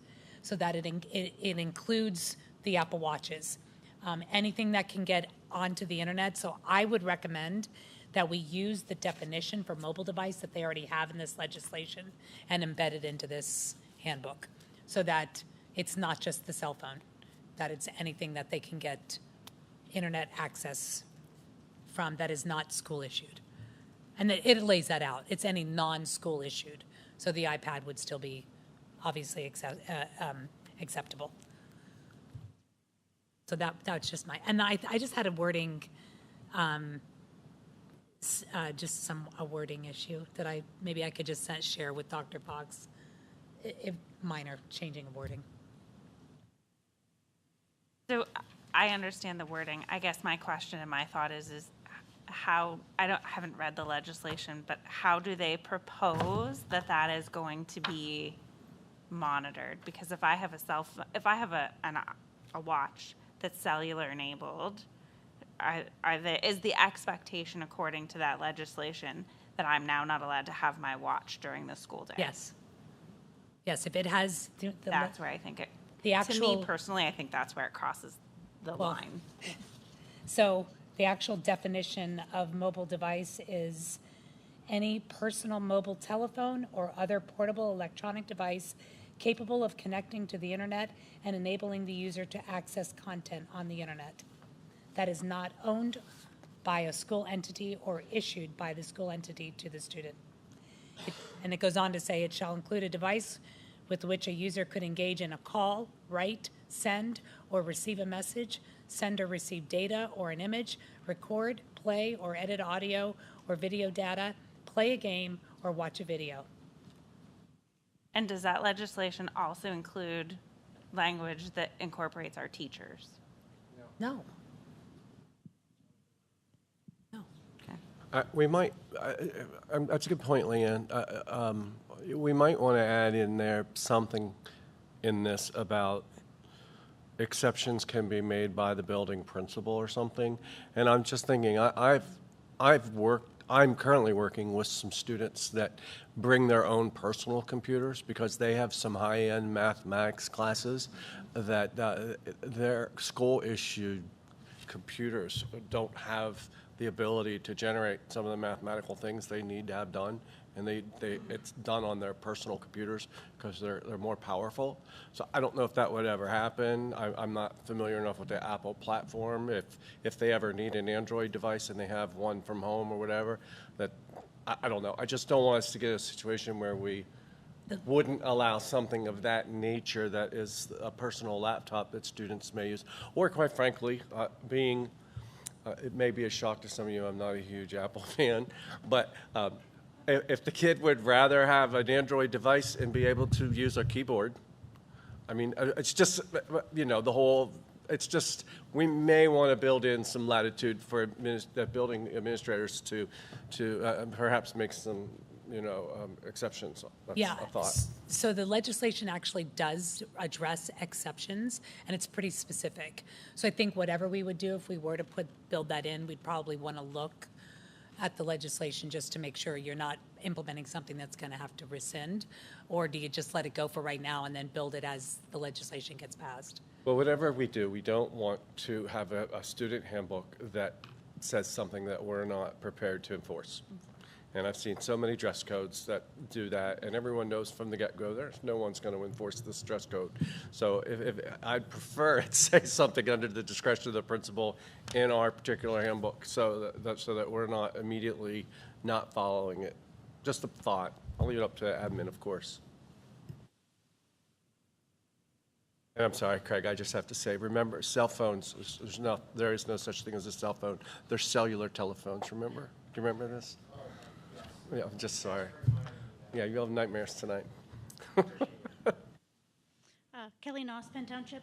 Also, does it indicate anything in terms of if students have to utilize a device to check for medical, like diabetes? Because I know there are students that have one because, you know, they have the thing on their arm or wherever.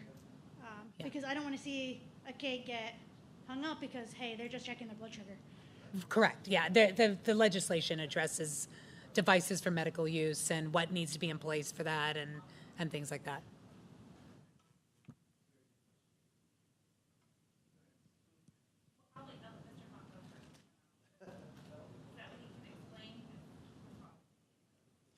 What we were looking at is sort of creating a bridge from what it currently is now to having reduced distractions during the day with more of off and away. Because one of the things at the high school, trying to balance how do you use a cell phone appropriately to being told you're locking it up, you're not having it. So having it on their persons in a way alleviates what if it's an emergency and they need to get it or we evacuate, they have it on their person, but they can't have it out during the school day. It teaches them if there's an emergency, parents can email them, contact the office. If a high school kid needs to say contact their employer about work, what's the appropriate response? Come to the office, can I use my cell phone? Yes, that sort of thing, teaching them how to, in a workplace, you would use a cell phone.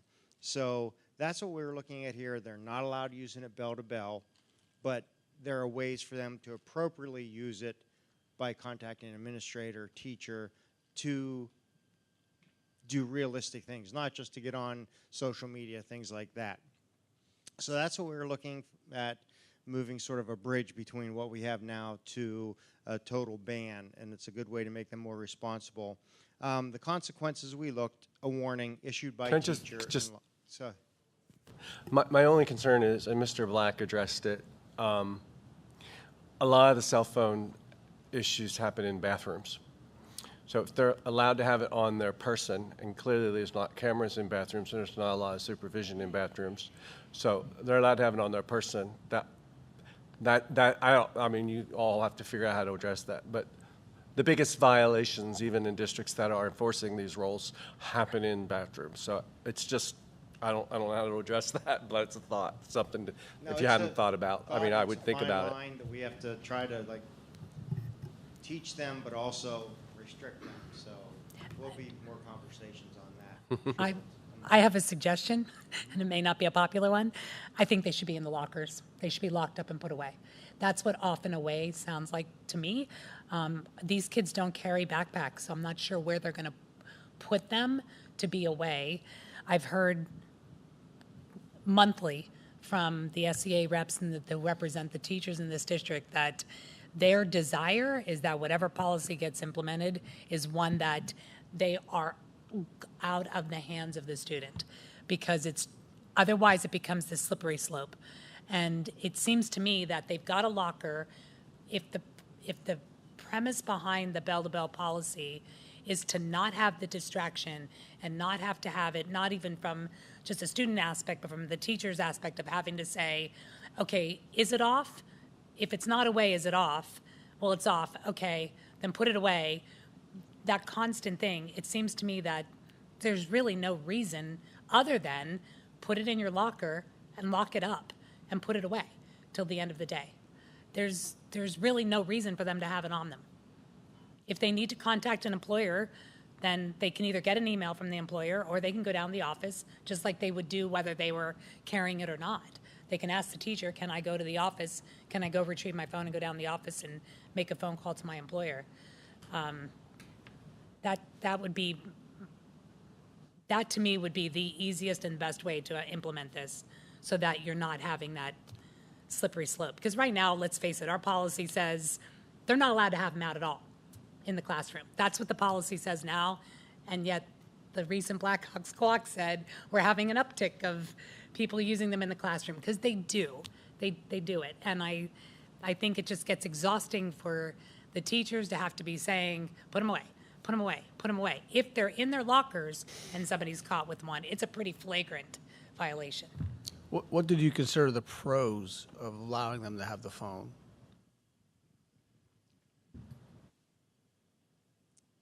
I think it was trying to take, allowing them to still have them with going to a full restriction, trying to still allow some ownership based upon the age of the student, still allow for having kind of a middle ground rather than going from here to here, I think was the plan, to say you can still have them on your persons. We're not policing that until that device is out. If it's out, then you're in violation. And I think it's going from where we say no classrooms, we're allowing it in common areas. We've allowed it in lunch. Now we're saying from first period bell, very similar to what we talked about the middle school, to last period bell, that device is to be off and away. Along with that, we also, one of the biggest pushbacks I've read about is parents concerned that if there would be an emergency, their kids would not have their cell phone. So when we were talking about this, well, if they carried on them, even though they're not using them, if there was an emergency and we'd evacuate, they'd have their phones. So that was just one perspective. Well, Ms. Singley, I see your perspective too. Yeah, I mean, do you want to speak to that? Them powering up their phones in the middle of an emergency? Oh, I know it causes an issue. No, I meant from a law enforcement, both either him or Mr. Ollinger, about the issue of powering up a cell phone during an emergency to try to now reach out to parents while you're supposed to be responding to the emergency. I'm kind of on both sides of that coin as a parent. You know, my first instinct was to call my kids to see if they're okay. But on the law enforcement side, if everybody tries to get on their phone at one time, you are never getting through. If you ever went to a Penn State game, try to get on your cell phone. It's not happening. So that would refute that argument. And I can speak from a personal, anecdotally, that I have a friend who was a teacher in Virginia, and they had a true intruder, not a drill, something happening. And immediately the kids did not listen to what they were supposed to be doing. They were listening to their parents say, run out of the building, because they were calling their parents. And if now these phones are going to now be powered off because they're off and away, right? That's the rule. So they're powered off. They're going to now have to power them up, wait for them to power up, start to try to call their parents, when the reality is they should be listening to the instructions. From a safety standpoint, they are far safer without them.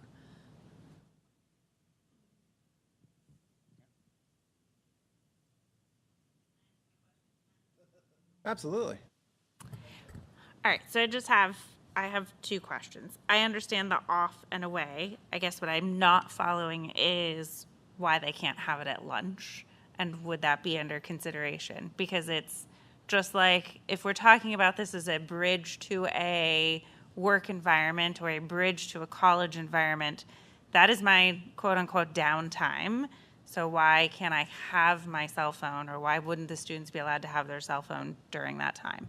So just something to think about. The other question I have is in regards to the statement about parents and guardians may communicate with students via email on the school-issued iPads. Is that currently an option that's even viable? The last time, if a person tries to email a student on a school-issued email address from an outside email, it gets bounced back. It does not go through, was my understanding. No, it should go through. So, if like, you don't use any of the flagged appropriate words, then we go through quarantine. But besides that, that should go through from parents.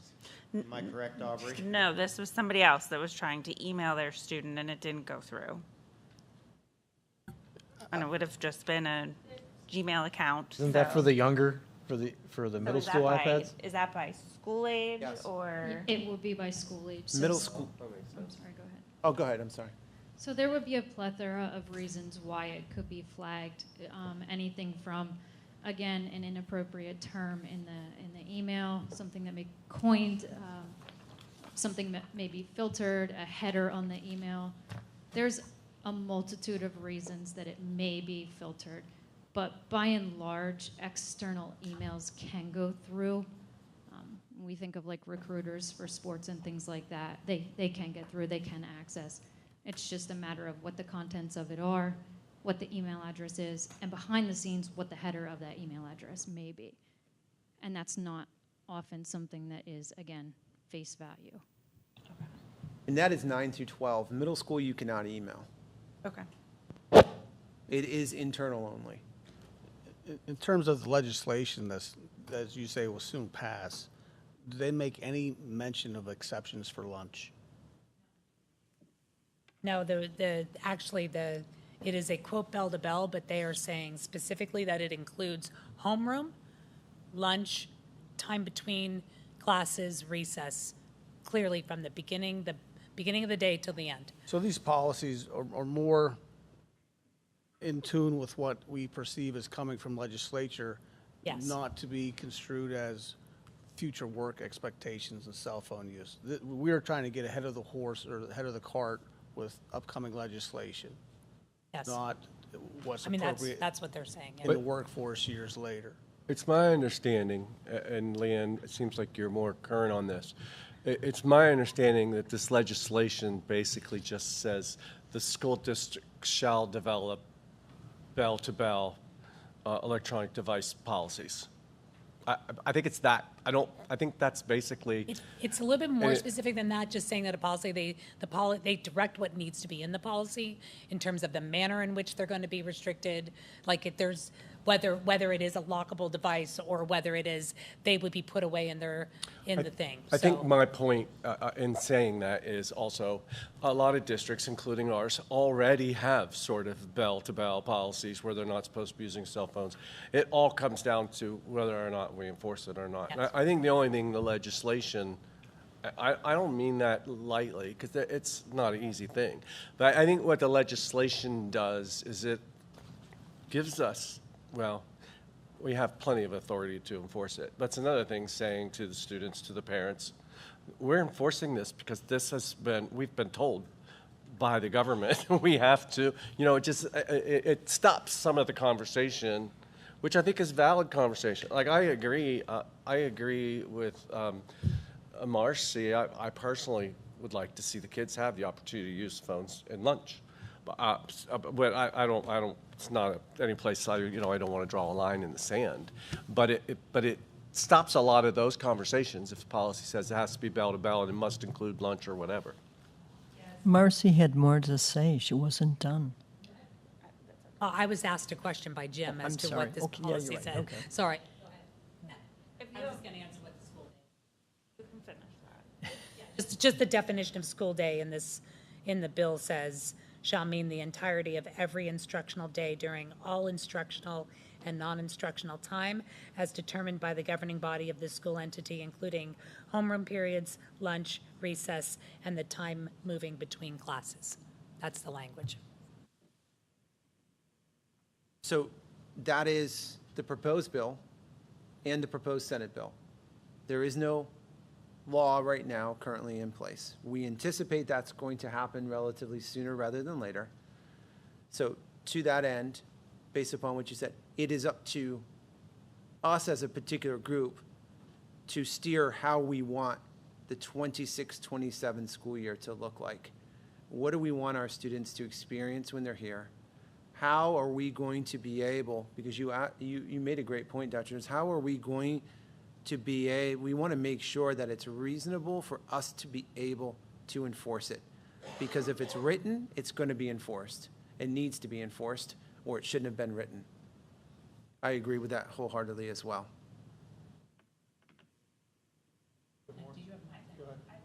Thanks. So the statement right underneath it that students who need to check their phones for an emergency must report to the office. I just find that a little contradictory because how am I supposed to know if it's off and away? How am I supposed to know there's an emergency to be able to check my phone and go to the office to check my phone? So I really don't think that statement needs to be in there because the only way I'm going to know that there's an emergency is if I have my phone and it's on. So I don't find that statement needs to be in there because the only way a student is going to get notified that there's an emergency is if their parent would text them or email them or call during the day. We're establishing that the parent needs to call. So there's no reason for that statement to be there, that they should, if they need to check their phone for an emergency, they need to go to the office. The office is going to call them down. So Maybe, Yeah. maybe the term emergency could be changed, but say, looking at a senior or junior who have been trying to get a hold of their boss before 7:45 and wasn't able to shut their phone down, and pretty much what's in their back of their mind is, do I work, do I don't work? They need to come down and make a call from the office. So maybe the term emergency. Emergency, yes, could that be would make Okay. sense.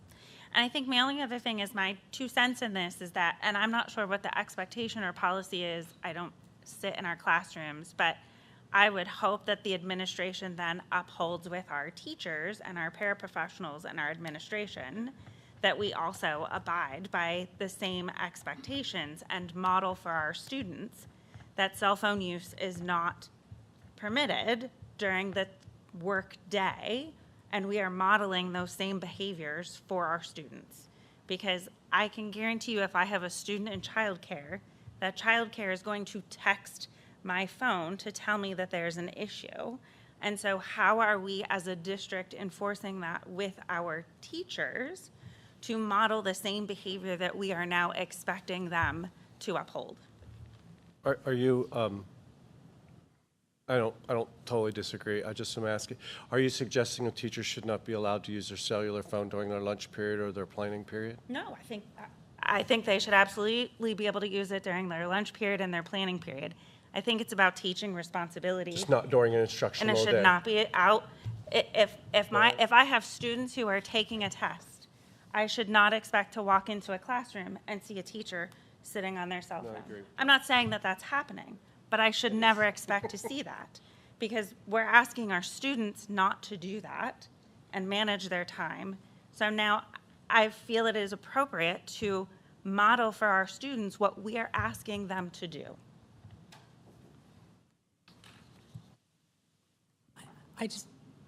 Do you have a response to that?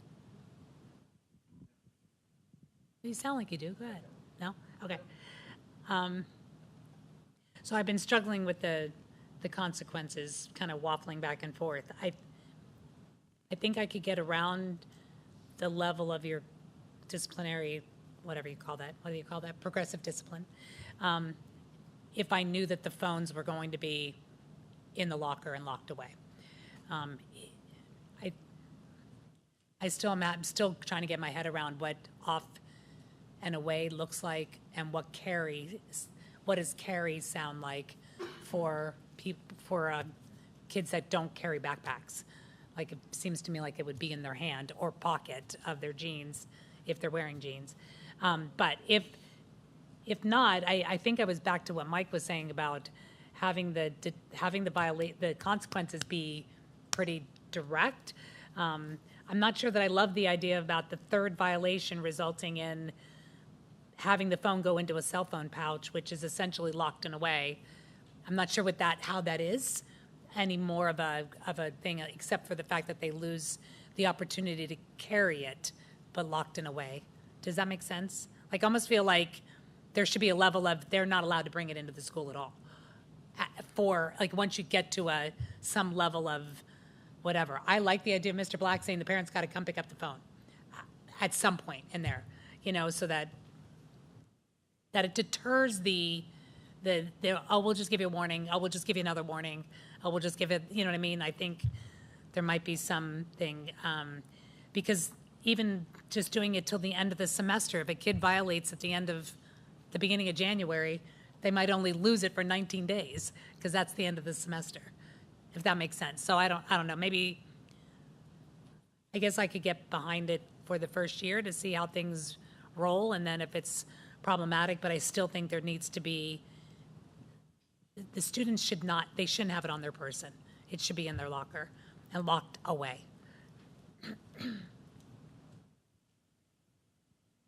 And if that's certainly the will of the group here, we can add that addition in there, that off and away means locked in your locker, not on your persons during the school day. I do want to address Marcy's comment, because I think modeling is extremely important. I think modeling starts with me. making sure that I don't have mine out and about, and as I'm traveling into classroom to classroom, that I'm not stuck to it answering 15 emails, that it's in my pocket and often a way that I'm present as well during the course of it. So I think modeling is extremely important for all of us. It's setting that expectation that we all have this expectation that this is what being present means. And I think that's valuable. I think it's valuable for all of us. I think you guys do a good job of that here. And I think we all do a good job of that. And I think it's just providing that and being mindful of that. And that will be a new thing for me as well. I'm kind of excited about that in a way, to be honest. I think just one other thing to think about of using the locker as the locked in or off and away thing could ultimately prevent us from having to spend money on yonder pouches for the high school. Like this could be that, because we don't have that option in the middle school. They don't have locks on their lockers, but we do in the high school. They can put it away and lock it. And it might prevent us from having to spend money in order to implement the upcoming law change.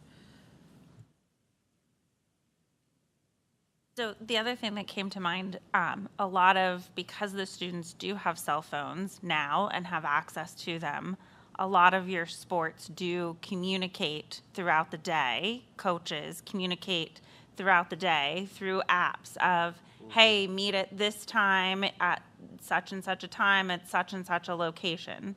That is now not going to be able to be an option. Are the schools now going to start to do announcements of those types of things that the sports would typically put on an app, because that will no longer be an option for students? Yeah, that's a really great point. I don't know if, depending on which app and direction we go to, whether or not we can spec those apps, if they're able to be spec'd and placed into our self-service, to be downloaded on the iPad. That's a possibility. But yes, good old-fashioned announcements are important. I think those should happen anyway, because of the fact of, hey, I'm going to, practice has been delayed 1 hour.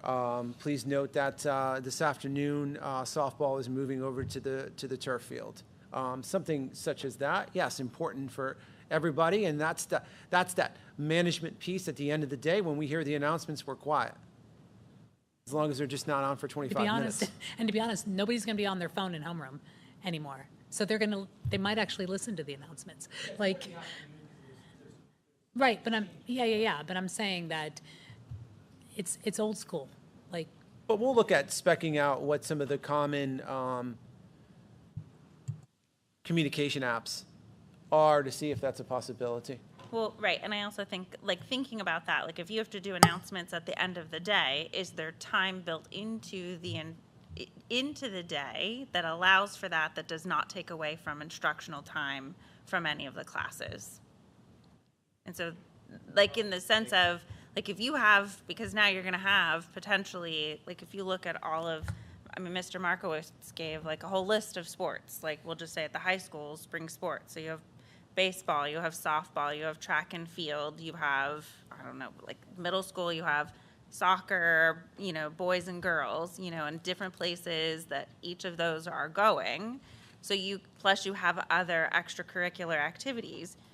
You could probably have 5 to 10 minutes worth of, if I'm estimating, announcements of different things that could be happening that not even realizing right now are going out on apps, from coaches, or changes in when a bus is leaving for an event due to a busing schedule for a sporting event.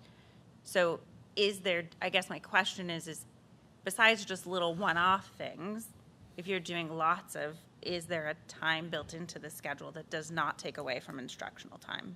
Probably between classes, and it would never take 5 to 10 minutes to, even before we had the band apps and that, we make announcements, you just run through them, make the announcements, and it happens quickly, because we used to do it, and all the changes, but it would just have to be either the last minute of the class, because during the bell changes, no one's listening, so it'd just take the last minute of the class or the beginning of the next. And coaches would also have group emails to the whole team that would go to the iPads also. I was just going to say, there will be growing pains, and if you start the school year with something in place and it doesn't work, there's nothing says we can't change it. But I think I would just want to reiterate, if we're going to say we're going to do this, just like any other research that we've done, it says, there's lots of different ways you can do things, but if it's not implemented and you don't do it, it's not going to work. And, so that means the teacher who's like, okay, we're finished, so you can get out your cell phones for the last 10 minutes. That has to be an absolute no, and that has to be the teacher that does do that gets some type of there has to be a consequence there as well. And it also means if a kid's been to the office 3 times and they still didn't get an after-school detention, that's a problem too. If we're saying we're going to give them an after-school detention, we better be giving them an after-school detention. So I mean, it's everything what you do. I know the devil's in the details, but it absolutely starts with this will be tried. And if we're not prepared to actually do what we're saying, and I believe we all are, and I think it'll be really easy once it gets started, but it's going to take a little bit of work to start to do it with fidelity. But I applaud you all for tackling it. Just from the athletics side of it, I think we can do a good job utilizing the school website or our Blackhawks website, put our changes, put everything in there in the morning.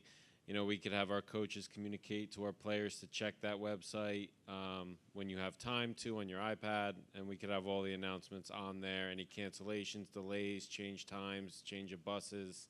In the spring, you get a ton of those. So I think we could do a better job utilizing that part and getting those announcements on there too. Or even on these TVs that are around the building, I mean, scrolling announcements all day long, just updated with that type of information, I think that kind of stuff's real helpful. Every coach also has a school-issued email address, right? We have a wonderful technology team that could probably create distribution lists that are junior high boys soccer, and you can go in there and send, and then you can eliminate the need for the third-party apps, potentially, just utilizing the technology we already have in-house. So.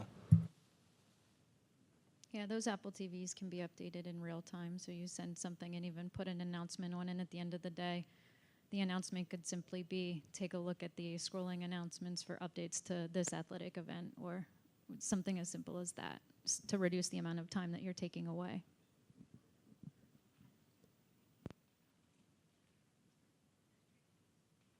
I'm not saying it can't be done. I just think as an administration, people need to pause a moment, and every time in the next week that you pick up your phone to communicate to somebody and you go to text them something, you need to think about, how am I going to communicate this, or what information am I trying to convey, and how am I going to convey it differently?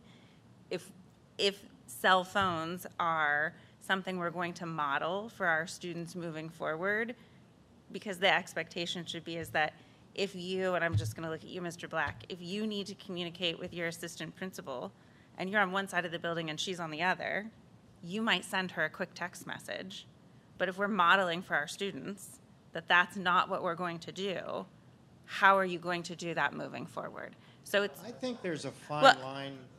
But I think it's problem solving through, and I know there's a fine line, and I'm giving you worst case scenarios, but I think as adults, we do it all the time. I use my phone all the time in my job, for staff to communicate with me, for me to communicate with counties and vendors and outside entities. But it's a matter of, if we're saying that we're going to do this and we're going to model it, and I'm in a workplace, and we're going to model it for our students, then I think what we have to think through and problem solve through and process, map through, is how much are we using it as adults, and now we're telling students, no, you can't, and then they're going to look at you as their models and their mentors who are bringing it out and using it all the time.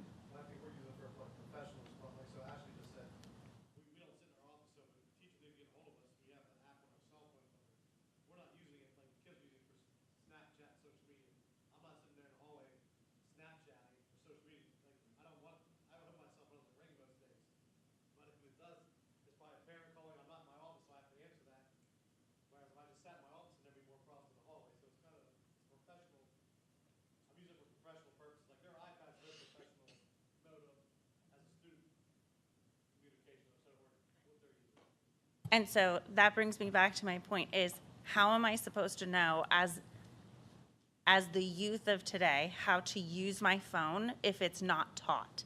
And if the requirement as an adult is, I'm not going to teach you how to use it responsibly, I'm just going to restrict it and take away, then to me, we're not doing our job as educators, we're not teaching them. We're just saying you're not responsible enough to learn. And I know that learning looks different at every age and responsibility, but to me, our job as educators is to educate them as to what it looks like. And I would disagree that that's not the job of an educator to teach them how to use a cell phone. That's the job of a parent to be able to do that at home. We can do it at home, we can mimic it at home, we can put it away at dinner time, we can do whatever you need to do, but that should not be on the burden of an educator to teach a student how to use a cell phone.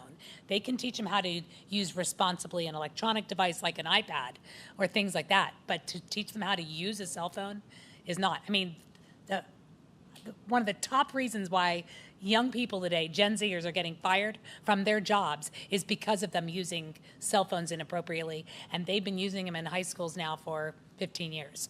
So the method that's been happening now ain't working in preparing them for the future. It's just letting them get habitual with it going forward. So I understand what Mr. Black is saying. There is a professional use for them to be using them, the same way doctors use them and police officers use them and everything else. They're using them professionally. But if I saw Mr. Black sitting in the hallway going over TikTok videos or sitting at lunch with a whole bunch of kids surrounding him, I'd be going, dude, what are you doing? Like, that's not modeling good behavior in terms of the use of a phone. So to that end, we do spend a lot of time teaching digital citizenship, going over lessons in particular that focuses on digital citizenship. Because if we're going to issue an iPad, we do require those skills to be taught specifically, care, use, but more importantly to what happens when you get an email, what happens if you use a site that's in there, how do you check content for bias? All of those things are taught throughout that. And there is legislation, speaking of, that social media curriculum, and that is being developed right now. That is being vetted. So it'll be interesting to see how that dovetails with the current legislation on mobile device policies from both the House and the Senate. That'll probably be part of and developed and be added to PD SAS. That'll be a model volunteer curriculum for schools as well. So just to I think there's some really good discussions, just to bring those discussions kind of full circle here is what we're kind of hearing is Consequence Middle School. We want to add those into the context here because it will kind of mimic and share that with that of the high school. When we say off and away, we're going to specify that the mobile devices be placed, and I think instead of using the word cell phone, I'm hearing we use the word mobile device, if that's the right word, to mimic what's in the. I would define it so that it's clear what it means. That would be my suggestion, that we just take the language that's in the current legislation and just define it. It doesn't have to expand that big, but at least some people. Yes.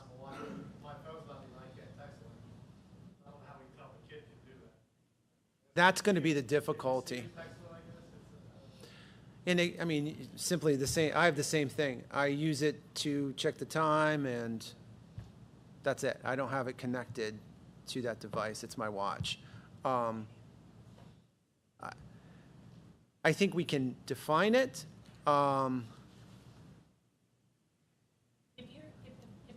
If the Apple Watch is not capable of getting on the internet because it doesn't have a data plan, then they would be allowed to use it. But you would know, like, pretty quickly if they're using it to tell time or they're using it to be on the internet. That's what I'm saying. We're saying it has to be put away, right?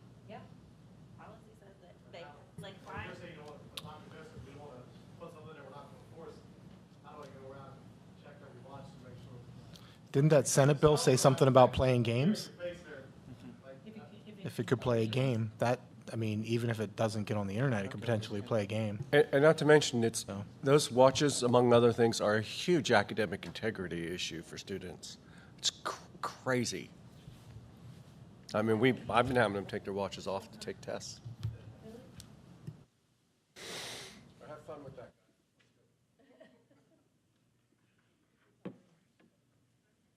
Again, I think right now what we're trying to do, I think we've gone from here, and I think we're trying to bridge that a little bit further until that legislation comes and gets defined, because it's a work in progress for both House and Senate. And you look at that initial bill, it's been marked up a lot as well until that gets finalized. And I think this is a good, there's some tweaks here that we can do.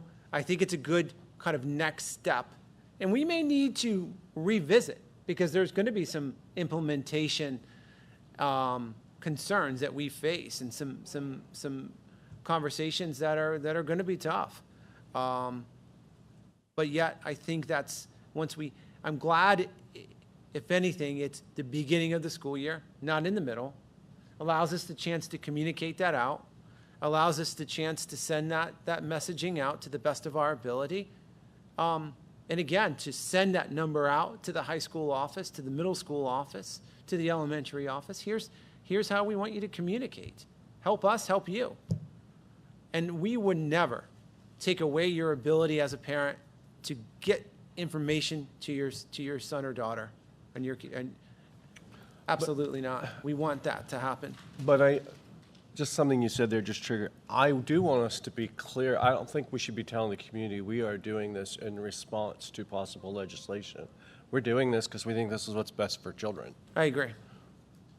And let me just say a little bit, just one extra thing about the legislation, that so many times when these things, as you mentioned, they get marked up and then they get marked up again by this side, it goes back and has to keep going back. There were very minor amendments made to the Senate bill on the House side. So it doesn't look like that is going to be happening because there being so much, there wasn't substantively much changed on the House side. So once it gets passed by the House, the odds are it's going to end up going to the governor's desk and come in this budget cycle, is what I think the goal is, to get it done. And it's one of those few things that has had support of the teachers union and the school boards association. That's very unusual thing. All right, so I think we have some work to do on this, and we will work on kind of clarifying some of those, trying to take some of those conversations and memorializing those into a document. All right, let's see if there's any public comment. Any electronic public comment? Thank you. And none at that time. So at this point, we are going to conclude. Just for conversation pieces, we are going to go into a short executive session to discuss a legal matter. We will not be coming out, and this being a caucus meeting, there is no voting. Thank you very much. See everybody on May 12th.